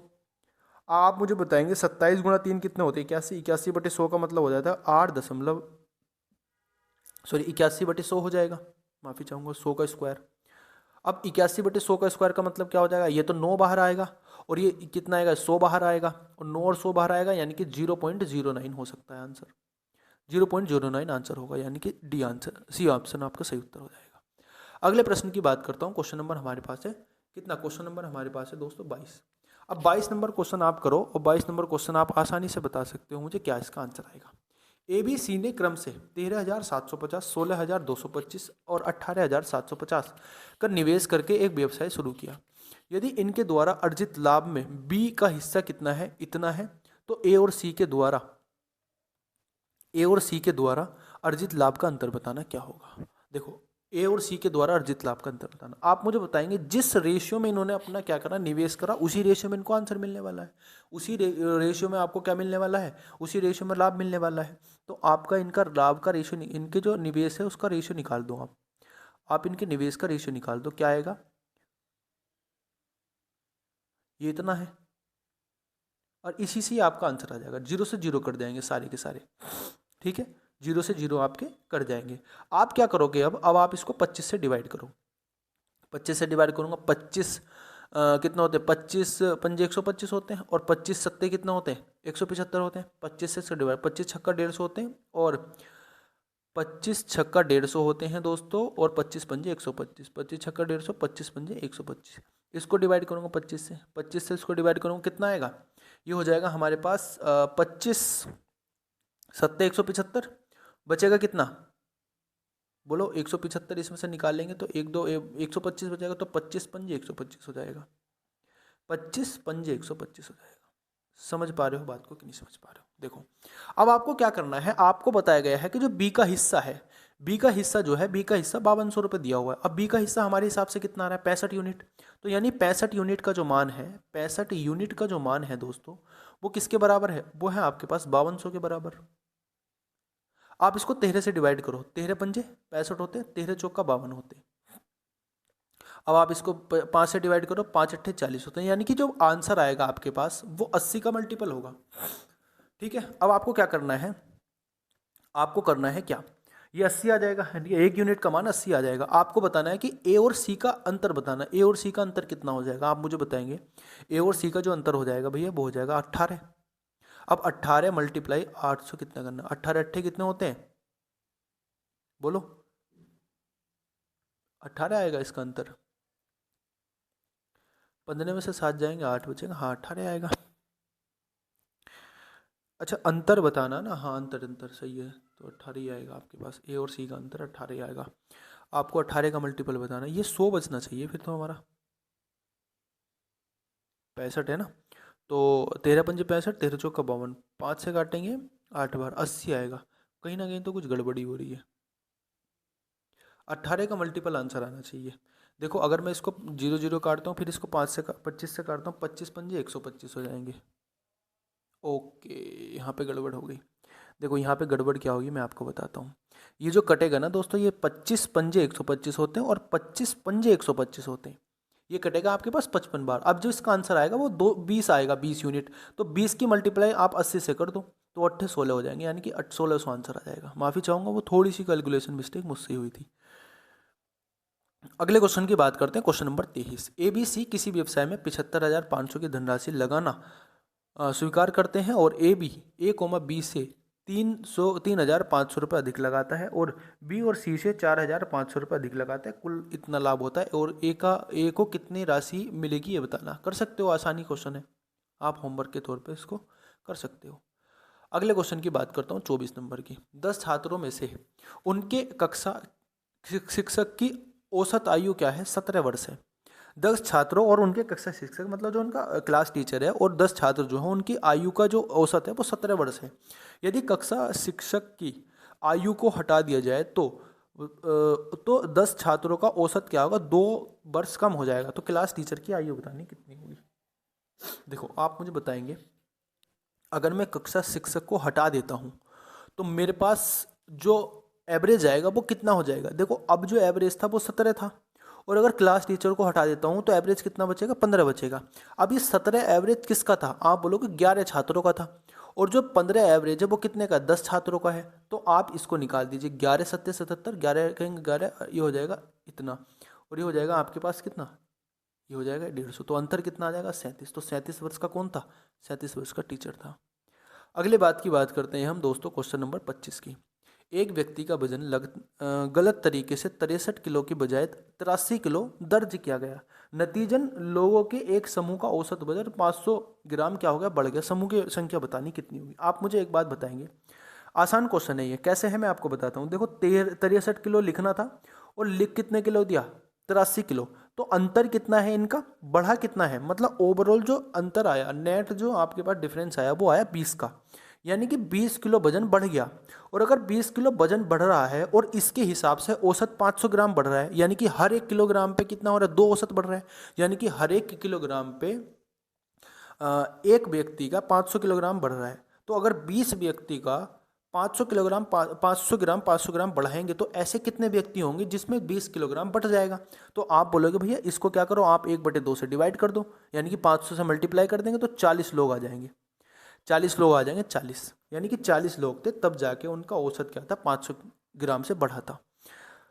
अगले क्वेश्चन की बात करता हूँ, क्वेश्चन नंबर हमारे पास है 26 नंबर। जनशक्ति में हुई कमी के कारण एक कंपनी में उत्पादन में 35% की कमी आती है। मूल उत्पाद को बहाल करने के लिए काम के घंटों को कितने प्रतिशत बढ़ाया जाना चाहिए ताकि क्या हो जाएगा? उसको बढ़ाया जाना चाहिए, मतलब मूल उत्पाद के बराबर। इसने बोला कि देखो कंपनी में उत्पादन की शक्ति की कमी आ गई 35% की, तो इसमें ए बी रूल लगाना, आपको कुछ नहीं करना। 35% की कमी आ गई, उसी लेवल का बढ़ाने के लिए क्या करना पड़ेगा? 35% बढ़ाना पड़ेगा। लेकिन कैसे? 35% का मतलब कितना होता है भैया? आप बोलोगे इसका मतलब होता है 7/20। अब 7/20 का मतलब क्या होता है? देखो 7 की कमी आई है, यानी कि 20 से कितना हो रहा है? 20 से हो रहा है 13। अब हमें क्या करना पड़ेगा? बकाया उत्पाद निकालने के लिए हमें कितना बढ़ाना पड़ेगा? 7 बढ़ाना पड़ेगा। और 7 बढ़ाना पड़ेगा किसके कंपैरिजन में? 13 के कंपैरिजन। तो मल्टीप्लाई हो जाएगा 100। तो आप क्या करोगे? इसका आंसर निकाल दो। ये 700 बटे कितना हो जाएगा? 700 बटे 13, तो 13 पंजे 65 होते हैं, ठीक है। और 13 पंजे 65 होते हैं, ये बचेगा कितना आपके पास? 5 और 13 तिया 39, 13 चौका 13 तिया 39 होते हैं, यानी कि 53 पॉइंट समथिंग के आसपास आंसर आएगा, यानी ये आंसर हो जाएगा 53.85%। ठीक है, अगले प्रश्न पे चलते हैं। अगला क्वेश्चन क्या है हमारे पास? 27 नंबर। पुरुषों का एक समूह एक कार्य को 20 दिनों में पूरा करने के लिए प्रतिबद्ध है। काम को 40 दिन में पूरा किया गया क्योंकि 5 कर्मचारी काम पर नहीं आए थे। उन पुरुषों की संख्या निर्धारित कीजिए जो मूल रूप से काम को करने के लिए सहमत हुए थे। उन्हें बताना है कि कितने व्यक्ति क्या हुए थे? सहमत हुए थे कि वे 20 दिन में काम कर देंगे, लेकिन क्या हुआ? काम 40 दिन में हुआ। आपको बताना है 5 कर्मचारी काम पर नहीं आए थे, इस वजह से 40 दिनों में। ठीक है, मैं मान लेता हूँ n नंबर ऑफ मेरे पास पीपल्स थे और इन्होंने 20 दिन में काम पूरा करने का क्या लिया? ठेका लिया। ठीक है, बात इतनी आ गई समझ में। अब काम हुआ कितना? काम हुआ 40 दिन में।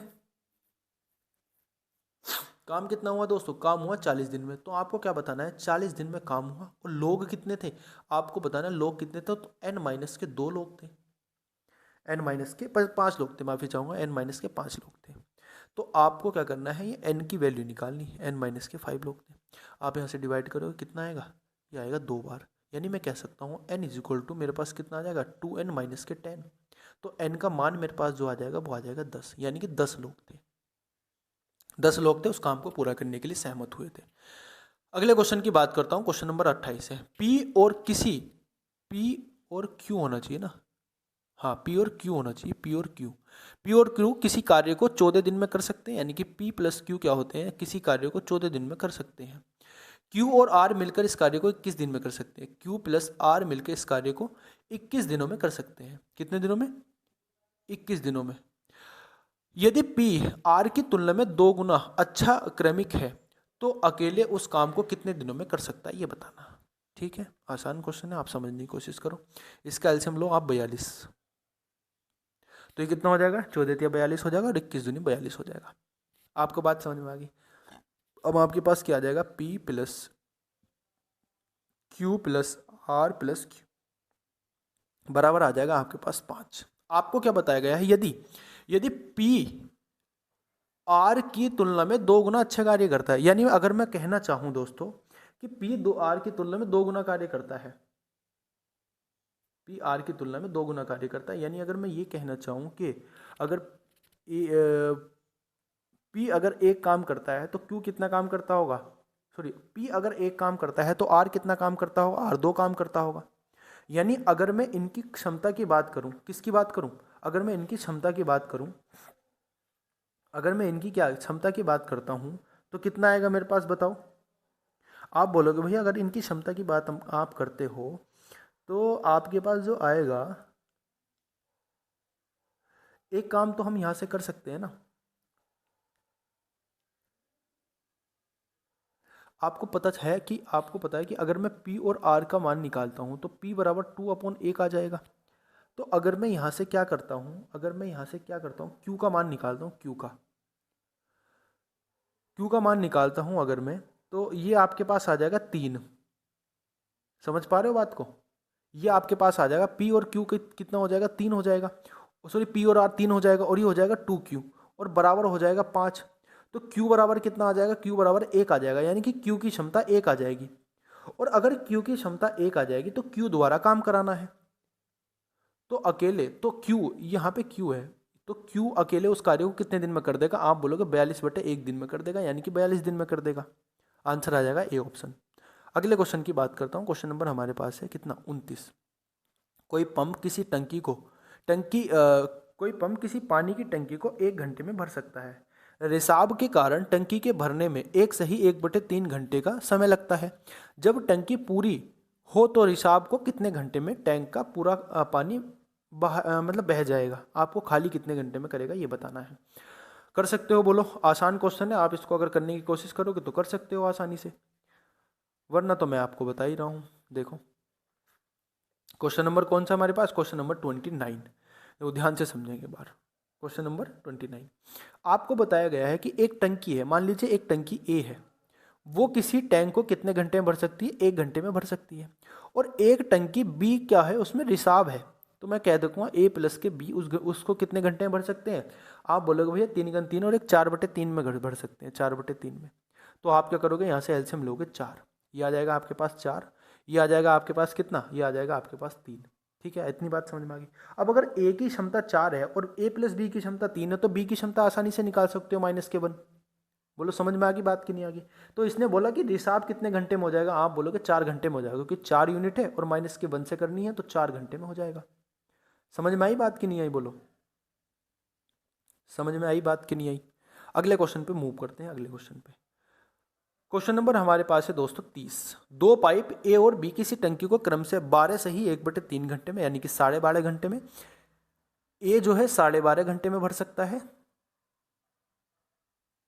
और बी उसको कितने घंटे में भर सकता है, आप बोलोगे 25 घंटे में भर सकता है।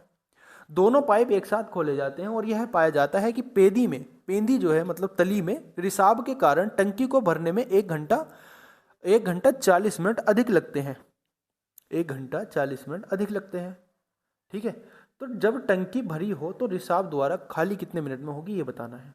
देखो आप क्या करोगे, यहाँ से 25 क्या लोगे, 25 टोटल उसकी क्षमता ले लोगे, मतलब एलसीएम ले लोगे 25, तो ये कितना आएगा, 2 आएगा और ये आएगा आपके पास 1।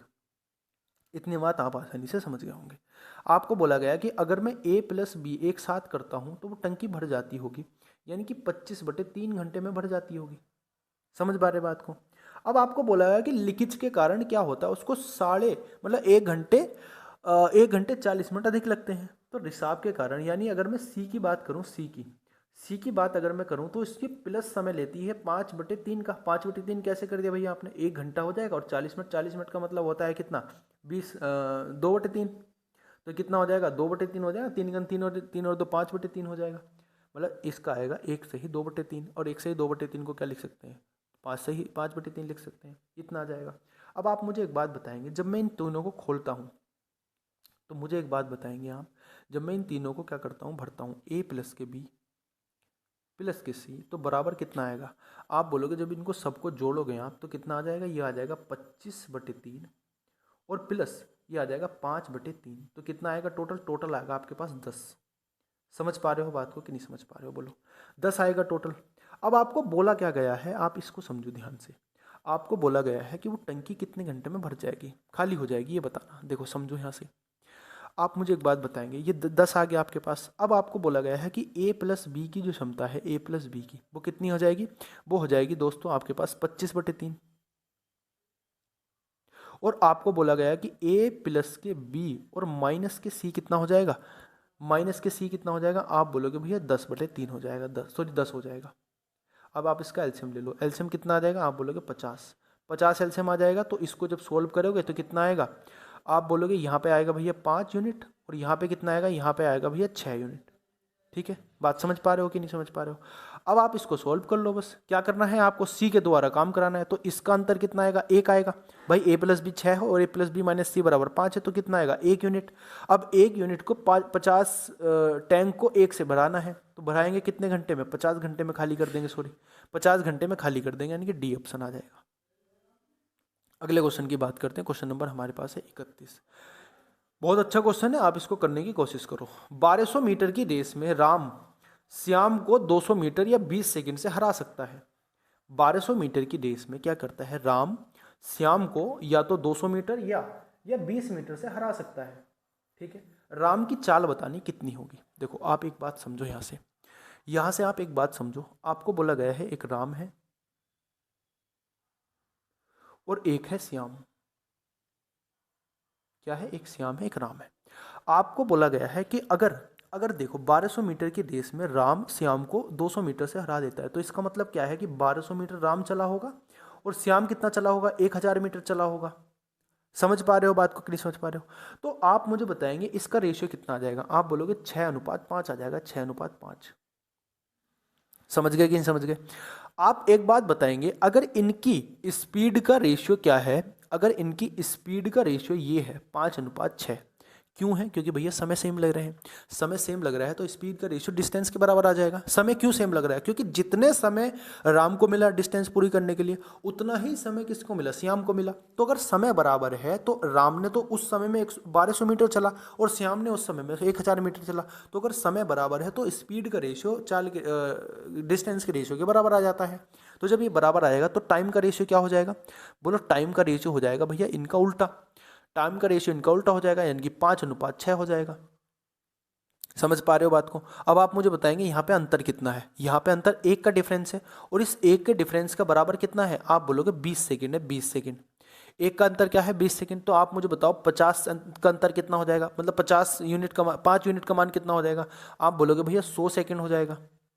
अब अगर 100 सेकंड हो जाएगा तो आपको क्या निकालना, उसकी चाल निकालनी, यानी कि 1200 मीटर राम चलता है कितने सेकंड में, आप बोलोगे 100 सेकंड में। तो चाल कितनी हो जाएगी, आप बोलोगे 12 मीटर पर सेकंड हो जाएगी, 12 मीटर पर सेकंड। तो क्या आंसर आ जाएगा, आपके पास बी ऑप्शन आ जाएगा। अगले क्वेश्चन की बात करता हूँ। क्वेश्चन नंबर हमारे पास है कितना, 32। क्रम से 80 किलोमीटर प्रति घंटा और 120 किलोमीटर प्रति घंटा की चाल वाली दो गाड़ी 500 किलोमीटर की दूरी पर है और एक दूसरे के आमने सामने है। एक दूसरे को पार करने में 10 मिनट पहले उनके बीच की दूरी बतानी क्या होगी। ओके, इनके बीच की दूरी बतानी 10 मिनट पहले। अच्छा क्वेश्चन है, बहुत अच्छा क्वेश्चन है। आप इसको कर पाओगे तो मैं समझ लूँगा कि आपने ये समझ लेना, आपका टाइम एंड डिस्टेंस का कोई भी क्वेश्चन आपसे ऐसा नहीं है कि आपसे ना बने। अगर आप इस क्वेश्चन को कर पाए तो ट्राई करके देखना जरूर। ठीक है, ट्राई करके जरूर देखना। देखो मैं बताता हूँ। एक क्या है, दो स्टेशन मान लीजिए, दो रेलगाड़ी है, एक रेलगाड़ी यहाँ खड़ी है और एक रेलगाड़ी यहाँ खड़ी है, ठीक है। इनके बीच की जो डिस्टेंस है दोस्तों वो कितनी दी हुई है, आप बोलोगे इनके बीच की जो डिस्टेंस है भैया वो दी हुई है हमें 500 मीटर, 500 किलोमीटर, माफ़ी चाहूँगा, 500 किलोमीटर दी हुई है। इतनी बात आपको समझ में आ गई। अब एक ट्रेन यहाँ से चलती है 80 किलोमीटर प्रति घंटे की रफ्तार से और एक ट्रेन यहाँ से चलती है 120 किलोमीटर प्रति घंटे की रफ्तार से। समझ गए बात को कि नहीं समझ गए? अब आप मुझे बताएंगे इन्होंने क्या बोला कि क्रॉसिंग टाइम जो इनका होगा, क्रॉसिंग टाइम जो इनका होगा वो कितना होगा, बोलो। क्रॉसिंग टाइम जो इनका होगा, आप मुझे बताओ, जब ये क्रॉस करेंगे एक दूसरे को तो ये एक दूसरे के आमने सामने है, एक दूसरे को क्रॉस करेंगे तो ये क्या होगा, ये 500 किलोमीटर की दूरी तय करेंगे, किससे, किस डिस्टेंस, किस स्पीड से, 80 और 20, 200 की स्पीड से तय करेंगे। जब 200 की स्पीड से तय करेंगे तो इसका मतलब क्या हो जाएगा, इनको जो समय लगेगा वो लगेगा 2.5 घंटे। अब आप समझ पा रहे होंगे अच्छे से। अब 10 मिनट पहले क्रॉस का हमें मामला बताना, 10 मिनट पहले कितना होगा। आप आसानी से बता सकते हो, कैसे बता सकते हो भैया, यहाँ पे 2.5 घंटे लग रहे हैं, तो आप मुझे बताएंगे ये 2.5 घंटे जो है, अब इसमें 10 मिनट पहले का मामला बताना। 10 मिनट पहले का मान लो क्या हुआ, ये 2.5 घंटे में यहाँ आ गई, एक दूसरे से मिल गए। अब हमें इससे पहले का मामला बताना, 10 मिनट पहले का। तो 10 मिनट पहले का अगर मामला बताऊंगा तो इसका मतलब क्या हो जाएगा, इसका मतलब होता है भैया 2 घंटे कितना, 2 घंटे 30 मिनट। और इसका मतलब क्या होता है भैया, इसका मतलब होता है 2 घंटे 20 मिनट। यानी कि मुझे 2 घंटे 20 मिनट तक उन्हें चलाना है। अब अगर 2 घंटे 20 मिनट तक उन्हें चलाऊंगा तो इसका मतलब क्या हो जाएगा, इसका मतलब हो जाएगा भैया कितना, ये हो जाएगा मेरे पास 200 किलोमीटर की स्पीड से चल रहे हैं और मल्टीप्लाई 2 घंटे 20 मिनट का मतलब हो जाएगा कितना, 2 घंटे 20 मिनट का मतलब क्या हो जाएगा बोलो, ये हो जाएगा आपके पास 2 सही कितना, 2/3, 2 सही 2/3 का मतलब हो जाएगा 7/3, क्योंकि 3 दूनी 6 कितना हो जाएगा, सॉरी 1 आएगा ना, हाँ 2 सही 1/3, 3 दूनी 6 और 1 7/3 हो जाएगा। ठीक है, बात आ गई समझ में।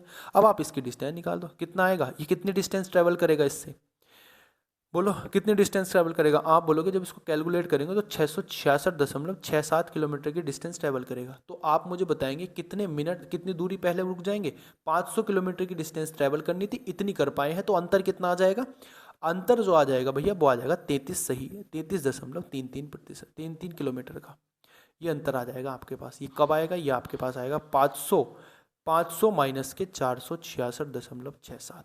तो आंसर क्या आ जाएगा आपके पास, आ जाएगा बी ऑप्शन।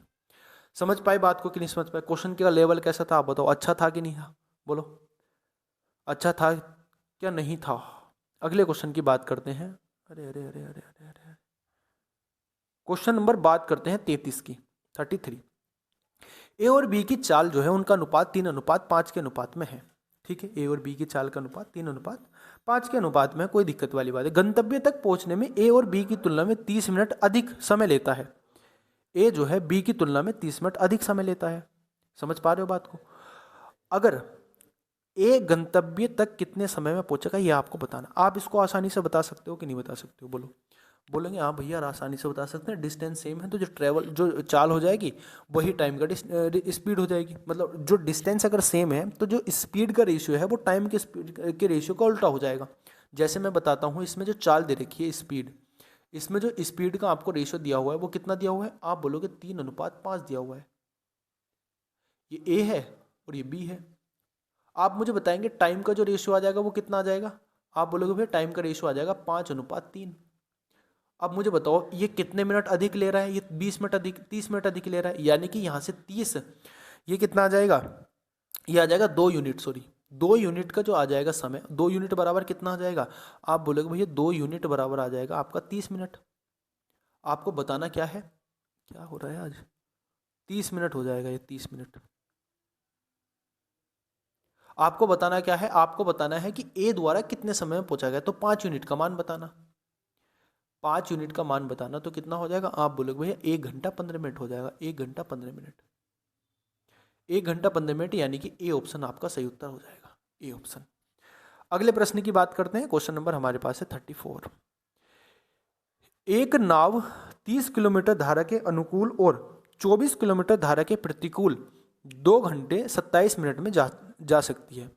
यदि साथ ही यह 37 मिनट में 10 किलोमीटर धारा के अनुकूल और 4 किलोमीटर धारा के प्रतिकूल जा सकती है। आप आराम से बता दोगे, मैंने आपको कई बार ये क्वेश्चन कराया है, मैंने आपको ये क्वेश्चन भी कराया है, ये क्वेश्चन मैंने आपको इसी लेवल 2 के क्वेश्चन में, लेवल 2 के मॉक टेस्ट में कराया है। आप इसको बता सकते हो, आप इसको आसानी से क्या कर सकते हो, बता सकते हो। अगले प्रश्न की बात करते हैं। क्वेश्चन नंबर हमारे पास है 25। यदि ए बी सी घनात्मक पूर्णांक इस प्रकार है कि ए स्क्वायर प्लस बी स्क्वायर बराबर 82, बी स्क्वायर प्लस सी स्क्वायर बराबर 65, तो आपको बताना 2a प्लस 7b माइनस के 3c का मान। ठीक है, आपको ये बताना।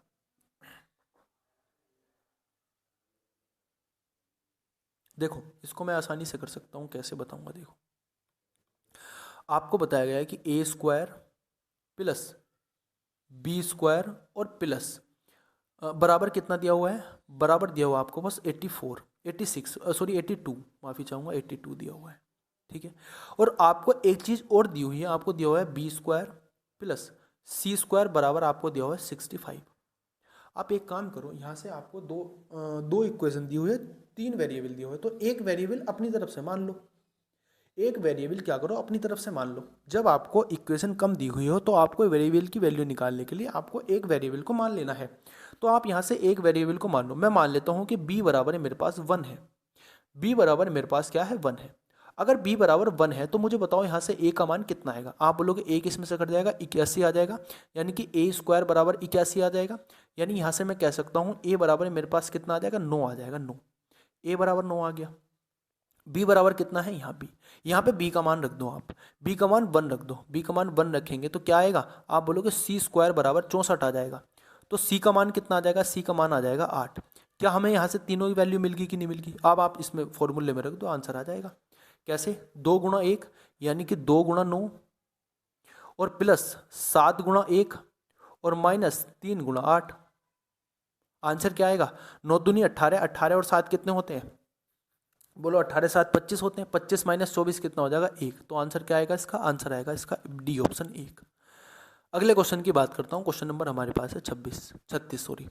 x इंटू एक्स माइनस 1 बराबर माइनस के 1 दिया हुआ है। आपको बताना x की पावर 3 माइनस के 110 का मान बताना क्या होगा।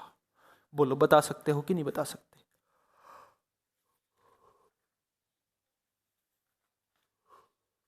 बोलो 36 नंबर क्वेश्चन है आपके पास, ये 36 नंबर आपके पास क्वेश्चन है, आपको इसका मान बताना क्या होगा। आप बोलोगे भैया क्वेश्चन तो बहुत तगड़ा है, लेकिन क्वेश्चन तगड़ा है, इसको करने का तरीका भी तो आसान है। कैसे, मैं बताता हूँ। देखो आपको, आप बोलो मुझे इस x की मल्टीप्लाई इसकी डिवाइड कर दो इधर, ये हो जाएगा x माइनस के 5 बराबर हो जाएगा माइनस के 1/x, x प्लस 1/x बराबर 5 आ जाएगा। समझ गए बात को कि नहीं समझ गए, बोलो बात को समझ गए कि नहीं समझ गए। आपको क्या करना है, आपको करना है क्यूब। आप अगर इसका क्यूब करोगे तो क्या आएगा, देखो आप अगर इसका क्यूब करोगे तो ये आएगा आपके पास x की पावर 3 प्लस ये आएगा आपके पास 1/x की पावर 3 और प्लस ये आपके पास आ जाएगा कितना, जब आप क्यूब करोगे इसका तो कितना आएगा, बराबर कितना हो जाएगा, बराबर हो जाएगा 5 की पावर 3, 5 की पावर 3 का मतलब 125 और माइनस के कितना होगा, माइनस के 3 इंटू एक्स वाई होता है, माइनस के 3 इंटू कितना होता है n होता है 3, ये होता है जब मैं x प्लस 1/x बराबर n हो और मुझे x की पावर 3 प्लस 1/x की पावर 3 निकालना, तो क्या होता है n क्यूब माइनस के 3n हो जाता है। तो n क्यूब माइनस के 3n ऐसे ही कर देंगे इसको भी। तो यहाँ कितना आएगा बोलो, यहाँ आपके पास आएगा माइनस के 3n और माइनस के 3n का मतलब हो जाएगा 3 गुणा 5, 3 गुणा 5 का मतलब हो जाएगा 15। तो यहाँ से आपके पास वैल्यू आ जाएगी कितनी, x की पावर 3 प्लस के 1/x की पावर 3 बराबर कितना हो जाएगा, आपके पास हो जाएगा 10, 110। अब आप इसको आसानी से सॉल्व कर सकते हो नहीं कर सकते हो बताओ भाई। इसको इधर ले आओ, x की पावर 3 माइनस के 110 और बराबर हो जाएगा माइनस के 1 बटे कितना, ये हो जाएगा। आप क्या करोगे, इसकी मल्टीप्लाई इधर कर दो, तो x की पावर 3 इंटू एक्स की पावर 3 माइनस के 110 बराबर कितना हो जाएगा, माइनस के 1। समझ में आई बात कि नहीं आई।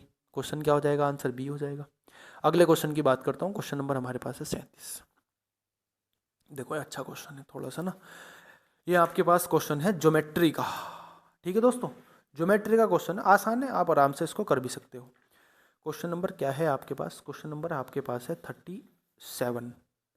37 नंबर क्वेश्चन है और ये है आपके पास ज्योमेट्री का क्वेश्चन। आपको बताना है दो वृत्त हैं, क्या है दोस्तों, दो वृत्त हैं और इन दोनों वृत्त दो वृत्त एक दूसरे से बाह्य रूप से स्पर्श करते हैं। ठीक है, बाह्य रूप से क्या करते हैं, स्पर्श करते हैं। केंद्र ए वाले पहले वृत्त की त्रिज्या 18 और केंद्र बी वाले दूसरे वृत्त की जो त्रिज्या है वो 8 सेंटीमीटर है। उनकी उभयनिष्ठ स्पर्श जीवा CD की लंबाई बतानी क्या होगी। बोलो, अच्छा क्वेश्चन है, बहुत अच्छा क्वेश्चन है। देखो दो व्रत है, मैं मान लेता हूं एक व्रत मेरे पास ये है, ठीक है दोस्तों, और एक व्रत जो छोटा है वो हमारे पास ये।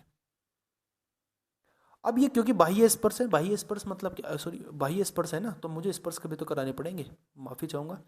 ये बाह्य स्पर्श हमारे पास इस तरीके से है, बाह्य स्पर्श, ये बाह्य स्पर्श हमारे हो गए। समझ पा रहे हो बात को। अब ये क्योंकि बाह्य स्पर्श है, हमें क्या बताना है, इनके जो केंद्र है, इनका जो केंद्र है, इसका जो लंबाई है, यानी कि इसकी जो आपके पास कितनी दे रखी है त्रिज्या, पहले वाले की त्रिज्या दे रखी है भैया 18, दूसरे वाले की जो भैया त्रिज्या दे रखी है वो दे रखी 8। बोलो समझ पाए बात की नहीं समझ पाए। इनके उभयनिष्ठ जीवा का क्या बताना है, इनकी उभयनिष्ठ जीवा की लंबाई बतानी। भैया उभयनिष्ठ जीवा कौन सी होती है, जो इन दोनों को टच कर रही है, जो दोनों की कॉमन हो जाएगी, ये कॉमन टेंजेंट हो जाएगी, इनकी कॉमन टेंजेंट, इसकी लंबाई बतानी। इसमें क्या दिया है, ये हो जाएगा आपके पास ए, ये हो जाएगा आपके पास बी, ये हो जाएगा आपके पास सी, ये हो जाएगा आपके पास डी। इसकी लंबाई हमें बतानी क्या होगी। आप समझ पाए बात को कि नहीं समझ पाए, बोलो। अब आसानी से इसको कर सकते हैं। इसका फॉर्मूला होता है, ये होता है लेंथ ऑफ कॉमन टेंजेंट, ये होता है आपके पास लेंथ, मैं आपको फॉर्मूला लिखा देता हूं, लेंथ ऑफ कॉमन टेंजेंट क्या होती है, कॉमन टेंजेंट, टेंजेंट का मतलब होता है जीवा, ओ सॉरी स्पर्श रेखा, टेंजेंट हो जाएगी आपकी, क्या हो जाएगी, ये हो जाएगी टेंजेंट, TANGENT। कॉमन टेंजेंट की इसकी जो लंबाई होती है ना दोस्तों, वो होती है √2 इंटू R1 इंटू R2। ये होता है आंसर। बस आप इसको सोल्व करो, आंसर आ जाएगा। 2 गुना कितना हो जाएगा, 18 गुना 8 हो जाएगा, 18 8 144 होते हैं, 144 का कितना आएगा, 12, 12 दूनी 24 हो जाएगा, यानी कि जो CD की लंबाई हो जाएगी वो हो जाएगी 24, यानी कि सी आंसर हो जाएगा। अगले क्वेश्चन की बात करते हैं। क्वेश्चन नंबर हमारे पास है 38 नंबर का। यदि 30 सेंटीमीटर त्रिज्या वाले एक वृत्त की चाप की लंबाई 19 सेंटीमीटर है तो वृत्त के केंद्र पर अंतरित कोण अंश में 2 दशमलव स्थानों तक पूर्णांक ज्ञात कीजिए। यहाँ पे टी का मान लेना है आपको 22/7। अच्छा क्वेश्चन है, काफी अच्छा क्वेश्चन है, आपको करना है। ठीक है, क्वेश्चन नंबर आपके पास 38 है और आपको इसका आंसर बताना है। इसका आंसर क्या हो जाएगा, देखो समझो बात को। इसमें क्या दिया हुआ है, एक क्या दिया हुआ है दोस्तों, एक दिया हुआ है आपको क्या, एक वृत्त दिया हुआ है जिसकी त्रिज्या 30 सेंटीमीटर है, एक वृत्त की चाप की लंबाई 9 सेंटीमीटर, तो उसके वृत्त के केंद्र पर आधारित कोण बताना क्या होगा। आपको थीटा बताना, थीटा कितना हो जाएगा, थीटा बराबर क्या होता है, आप बोलोगे भैया ये होता है चाप, जो इसकी चाप है, और डिवाइड कर देंगे इसकी रेडियस से, और मल्टीप्लाई क्या करते हैं, मल्टीप्लाई करते हैं दोस्तों 180/पाई से। बस इसको सोल्व कर लो, आपका आंसर आ जाएगा। 22 रखना, पाई का मान कितना रखना, 22/7 रखना है, तो ये हो जाएगा 19/30 गुणा 180 गुणा हो जाएगा आपके पास 7 और बटे हो जाएगा 22। तो आप जब इसको सोल्व करोगे आपका जो आंसर आएगा वो आएगा 36.27 डिग्री, यानी कि सी ऑप्शन हो जाएगा। अगले क्वेश्चन पे चलते हैं। क्वेश्चन नंबर, अरे अभी थैंक यू कैसे आ गया। क्वेश्चन नंबर हम बात करते हैं 39 की। ये क्वेश्चन थोड़ा सा अच्छा है और थोड़ा अटपटा भी आपको लग सकता है, लेकिन आपको बताना है इसका आंसर क्या होगा।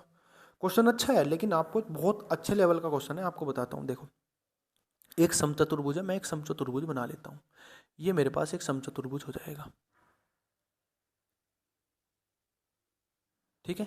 ये मेरे पास क्या हो जाएगा, एक समचतुर्भुज हो जाएगा, समचतुर्भुज हो जाएगा, ये विकर्ण हो जाएगा इसका एक, और ये इसका एक विकर्ण ये हो जाएगा। समझ गए बात को कि नहीं समझ गए, बोलो। अब आपको बहुत अच्छे तरीके से बताऊंगा ये क्वेश्चन। आपको बताया गया है समचतुर्भुज जो होता है उसकी जो लंबाई आपको बताई गई है वो कितनी, परिमाप कितना है 4 पी, यानी कि मैं मान लेता हूँ ये भी पी होगा, ये भी पी होगा, ये भी पी होगा मेरे पास, और ये भी पी होगा। पी परिमाप क्या होता है, चारों भुजाओं का योगफल होगा। अब आपको बोला गया है, मैं मान लेता हूँ दोस्तों, मैं एक बात मान लेता हूँ, इसका डायमीटर d है, इसका ये डायमीटर d1 है और इसका ये वाला डायमीटर d2 है। मैं ये मान लेता हूँ अपनी तरफ से, ठीक है। आप बोलोगे भैया वो कोई बात नहीं, अच्छी तरीके से मान लेते हैं। अब एक चीज़ आप समझो, मुझे बताओ, ये आप 90 डिग्री का एंगल बनाएगा, और अगर ये 90 डिग्री का एंगल बनाएगा तो ये वाली जो वैल्यू हो जाएगी, ये हो जाएगी d/2, d1/2 हो जाएगी। और ये वाली वैल्यू भी कितनी हो जाएगी, ये हो जाएगी d1/2 हो जाएगी। समझ पाए बात को, नहीं समझ पाए? बोलो समझ पाए कि नहीं समझ पाए? अच्छे तरीके से लिख देता हूँ इसको, d1/2। आज के मॉक टेस्ट में थोड़ा सा समय लग सकता है क्योंकि क्वेश्चन मैंने आज थोड़े से और अच्छे लेवल के रखे। अब ये वाली वैल्यू कितनी हो जाएगी, ये भी हो जाएगी भैया d2/2, और ये वाली वैल्यू भी आपके पास, अच्छा ये d1, अच्छा माफ़ी चाहूँगा, ये d2 है ना, ये d1 था, तो ये d1/2 हो जाएगी, d1/2 ये हो जाएगी d1/2, और ये हो जाएगी आपकी d2/2। ये d2 था ना आपके पास, तो ये हो जाएगा d2/2, d2/2, ठीक है। अब सारी वैल्यू आपके पास लगभग निकल के आ गई। अब ये वाली वैल्यू हो जाएगी, ये कितनी हो जाएगी, ये भी हो जाएगी d2/2। अब आप मुझे बताएंगे, अगर मुझे क्या निकालना है, आप मुझे बताओ, अगर मुझे यहाँ से p का मान निकालना है, इस p का मान, तो क्या हो जाएगा? आप बोलोगे भैया ये पाइथागोरस पिर में लग जाएगी, क्योंकि 90 डिग्री का एंगल बना रहा है, और अगर 90 डिग्री का एंगल बनाना है पाइथागोरस पिर में लगेगी, तो इसका फॉर्मूला क्या होगा?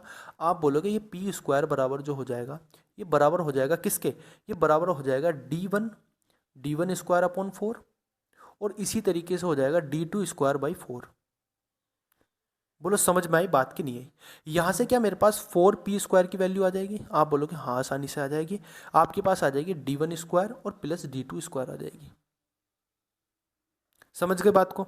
अब एरिया ऑफ रोम्बस निकाल दो आप। रोम्बस क्या है? ये रोम्बस ही तो बन रहा है भाई, जिसकी सारी भुजाएं बराबर हो और वो क्या हो, एक समचतुर्भुज हो, तो ये रोम्बस ही तो बन रहा है। और क्या बन रहा है? तो आप इसके रोम्बस का फॉर्मूला लगा दो, आप रोम्बस का एरिया निकाल दो, एरिया ऑफ रोम्बस,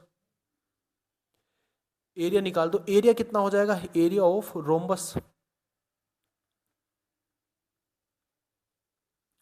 ठीक है। एरिया ऑफ रोम्बस कितना हो जाएगा? आप बोलोगे भैया इसका एरिया हो जाएगा d1 × d2/2। क्या होता है? इसके विकर्ण का मल्टीपल करके उसको 2 से डिवाइड कर देते हैं। समझ पा रहे हो बात को? नहीं समझ पा रहे हो बात को? इसके मल्टीप्लाई करके क्या कर देते हैं, इसका मल्टीप्लाई करके हम कर देते हैं दोस्तों, इसके रोम्बस का जो एरिया होता है वो कितना होता है? d1, यानी कि विकर्ण का मल्टीपल करके उसको 2 से डिवाइड कर देते हैं। बात आई समझ में? ये आपका लास्ट क्वेश्चन है, मतलब सेकंड लास्ट क्वेश्चन है, थोड़ा सा समय लग सकता है, अच्छा क्वेश्चन है, मैं आपको अच्छे से बताता हूँ, ठीक है। मैं आपको अच्छे तरीके से बताता हूँ। देखो अब क्या होगा, अब आप मुझे बताएंगे यहाँ से क्या मैं इसकी वैल्यू निकाल सकता हूँ? मैं दूसरे पेन से लिख देता हूँ, मैं इसकी इस तरीके से वैल्यू निकाल सकता हूँ। कैसे? मैं लिख देता हूँ भैया d1 + d2 का होल स्क्वायर बराबर कितना हो जाएगा? आप बोलोगे भैया d1 का स्क्वायर प्लस d2 का स्क्वायर, और प्लस जो हो जाएगा आपके पास 2 × d1 × d2 हो जाएगा। समझ पाए बात को कि नहीं समझ पाए? बोलो, बात को समझ पाए होंगे। अब इसको क्या दिया हुआ है, ये क्या दिया हुआ है, ये हमारे पास क्या दिया हुआ है? समचतुर्भुज के विकर्णों का योग L दिया हुआ है। तो क्या मैं इसके समचतुर्भुज के विकर्णों का योग L² नहीं लिख सकता? आप बोलोगे आराम से लिख सकते हो L²। और d1² + d2² बराबर 4p² है, तो इसको क्या लिख सकता हूँ? 4p² लिख सकता हूँ। और प्लस क्या हो जाएगा आपके पास? प्लस क्या हो जाएगा? ये हो जाएगा आपके पास कितना? 2 × d1 × d2। बोलो समझ में आई बात की नहीं आई? समझ में आई बात की नहीं आई? इस समचतुर्भुज का क्षेत्रफल बताना ना हमें, तो क्षेत्रफल क्या हो जाएगा? क्षेत्रफल हो जाएगा इनका, ये समचतुर्भुज रोम्बस ही तो बन रहा है, हमें इसकी वैल्यू निकालनी। अब इसकी वैल्यू निकालने के लिए क्या करना पड़ेगा? आप इसको सोल्व करो आगे चल के, आगे चल के जब आप इसको सोल्व करोगे तो क्या आएगा आप देखोगे। ये हो जाएगा मेरे पास कितना? 2 × d1 × d2, और बराबर हो जाएगा कितना? ये हो जाएगा L² - 4p²। समझ के बात को कि नहीं? अब आपको क्या निकालना? एरिया। तो यानी कि d1 × d2/2 बराबर कितना हो जाएगा? आप बोलोगे भैया ये एरिया आपके पास हो जाएगा 1/4, क्योंकि मुझे जब इससे 2 से डिवाइड करनी पड़ेगी, 4 से डिवाइड करना पड़ेगा सारी, क्योंकि ये d1/d2 करना पड़ेगा, तो 4 से डिवाइड करना पड़ेगा। 1/ कितना हो जाएगा? 4 हो जाएगा। तो ये हो जाएगा L² × 4p²। तो ये आपके पास आंसर आ जाएगा एरिया, ये रोम्बस का एरिया। बोलो क्वेश्चन का लेवल कैसा था? आप बोलोगे भैया क्वेश्चन का लेवल था खतरनाक, एकदम जहर। क्या आंसर आएगा? अच्छा ये क्वेश्चन 2 बराबर हो गए क्या? आंसर आपका 1/4 आएगा ना, 1/4 L² - 4p²। हाँ तो यही आंसर है, ये तो गलत है। चलो आगे चलते हैं। क्वेश्चन नंबर हम कौन सी बात करते हैं? क्वेश्चन नंबर आखिरी क्वेश्चन बात करते हैं। क्वेश्चन आखिरी क्वेश्चन की बात करते हैं। क्वेश्चन नंबर कौन सा है हमारे पास?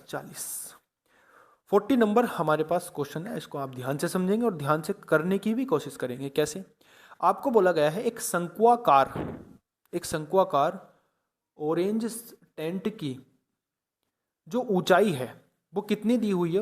ऊंचाई और त्रिज्या का क्रम से 9 फीट और 7 फीट दी हुई है। कितनी दी हुई है? 9 फीट और 7 फीट दी हुई है। ठीक है, आपको बताना है इस टैंक की कितनी मात्रा में कोई तरल पदार्थ रखा जा सकता है। भैया तरल पदार्थ रखा जा सकता है, इसका मतलब क्या है? इसका मतलब ये है भैया कि हमें क्या निकालना है? हमें निकालना है इसका एरिया। हमें क्या निकालना है? इसका एरिया निकालना, सॉरी एरिया नहीं, वॉल्यूम। भाई तरल पदार्थ रखने का मतलब क्या है कि उसमें कितना वॉल्यूम आएगा। वॉल्यूम क्या होता है? कोन का वॉल्यूम जो होता है, वॉल्यूम ऑफ कोन क्या होता है? बराबर होता है 1/3 पाई आर स्क्वायर इंटू एच होता है। यही फॉर्मूला लगा दें। 1/3 पाई की वैल्यू कितनी लेनी? 3.14 मल्टीप्लाई आर का मान कितना है? ये हो जाएगा आपके पास 749 और गुणा हो जाएगा 9। सोल्व करेंगे क्या आंसर आएगा? आप बोलोगे भैया 461.58 आंसर आएगा डी ऑप्शन। ठीक है,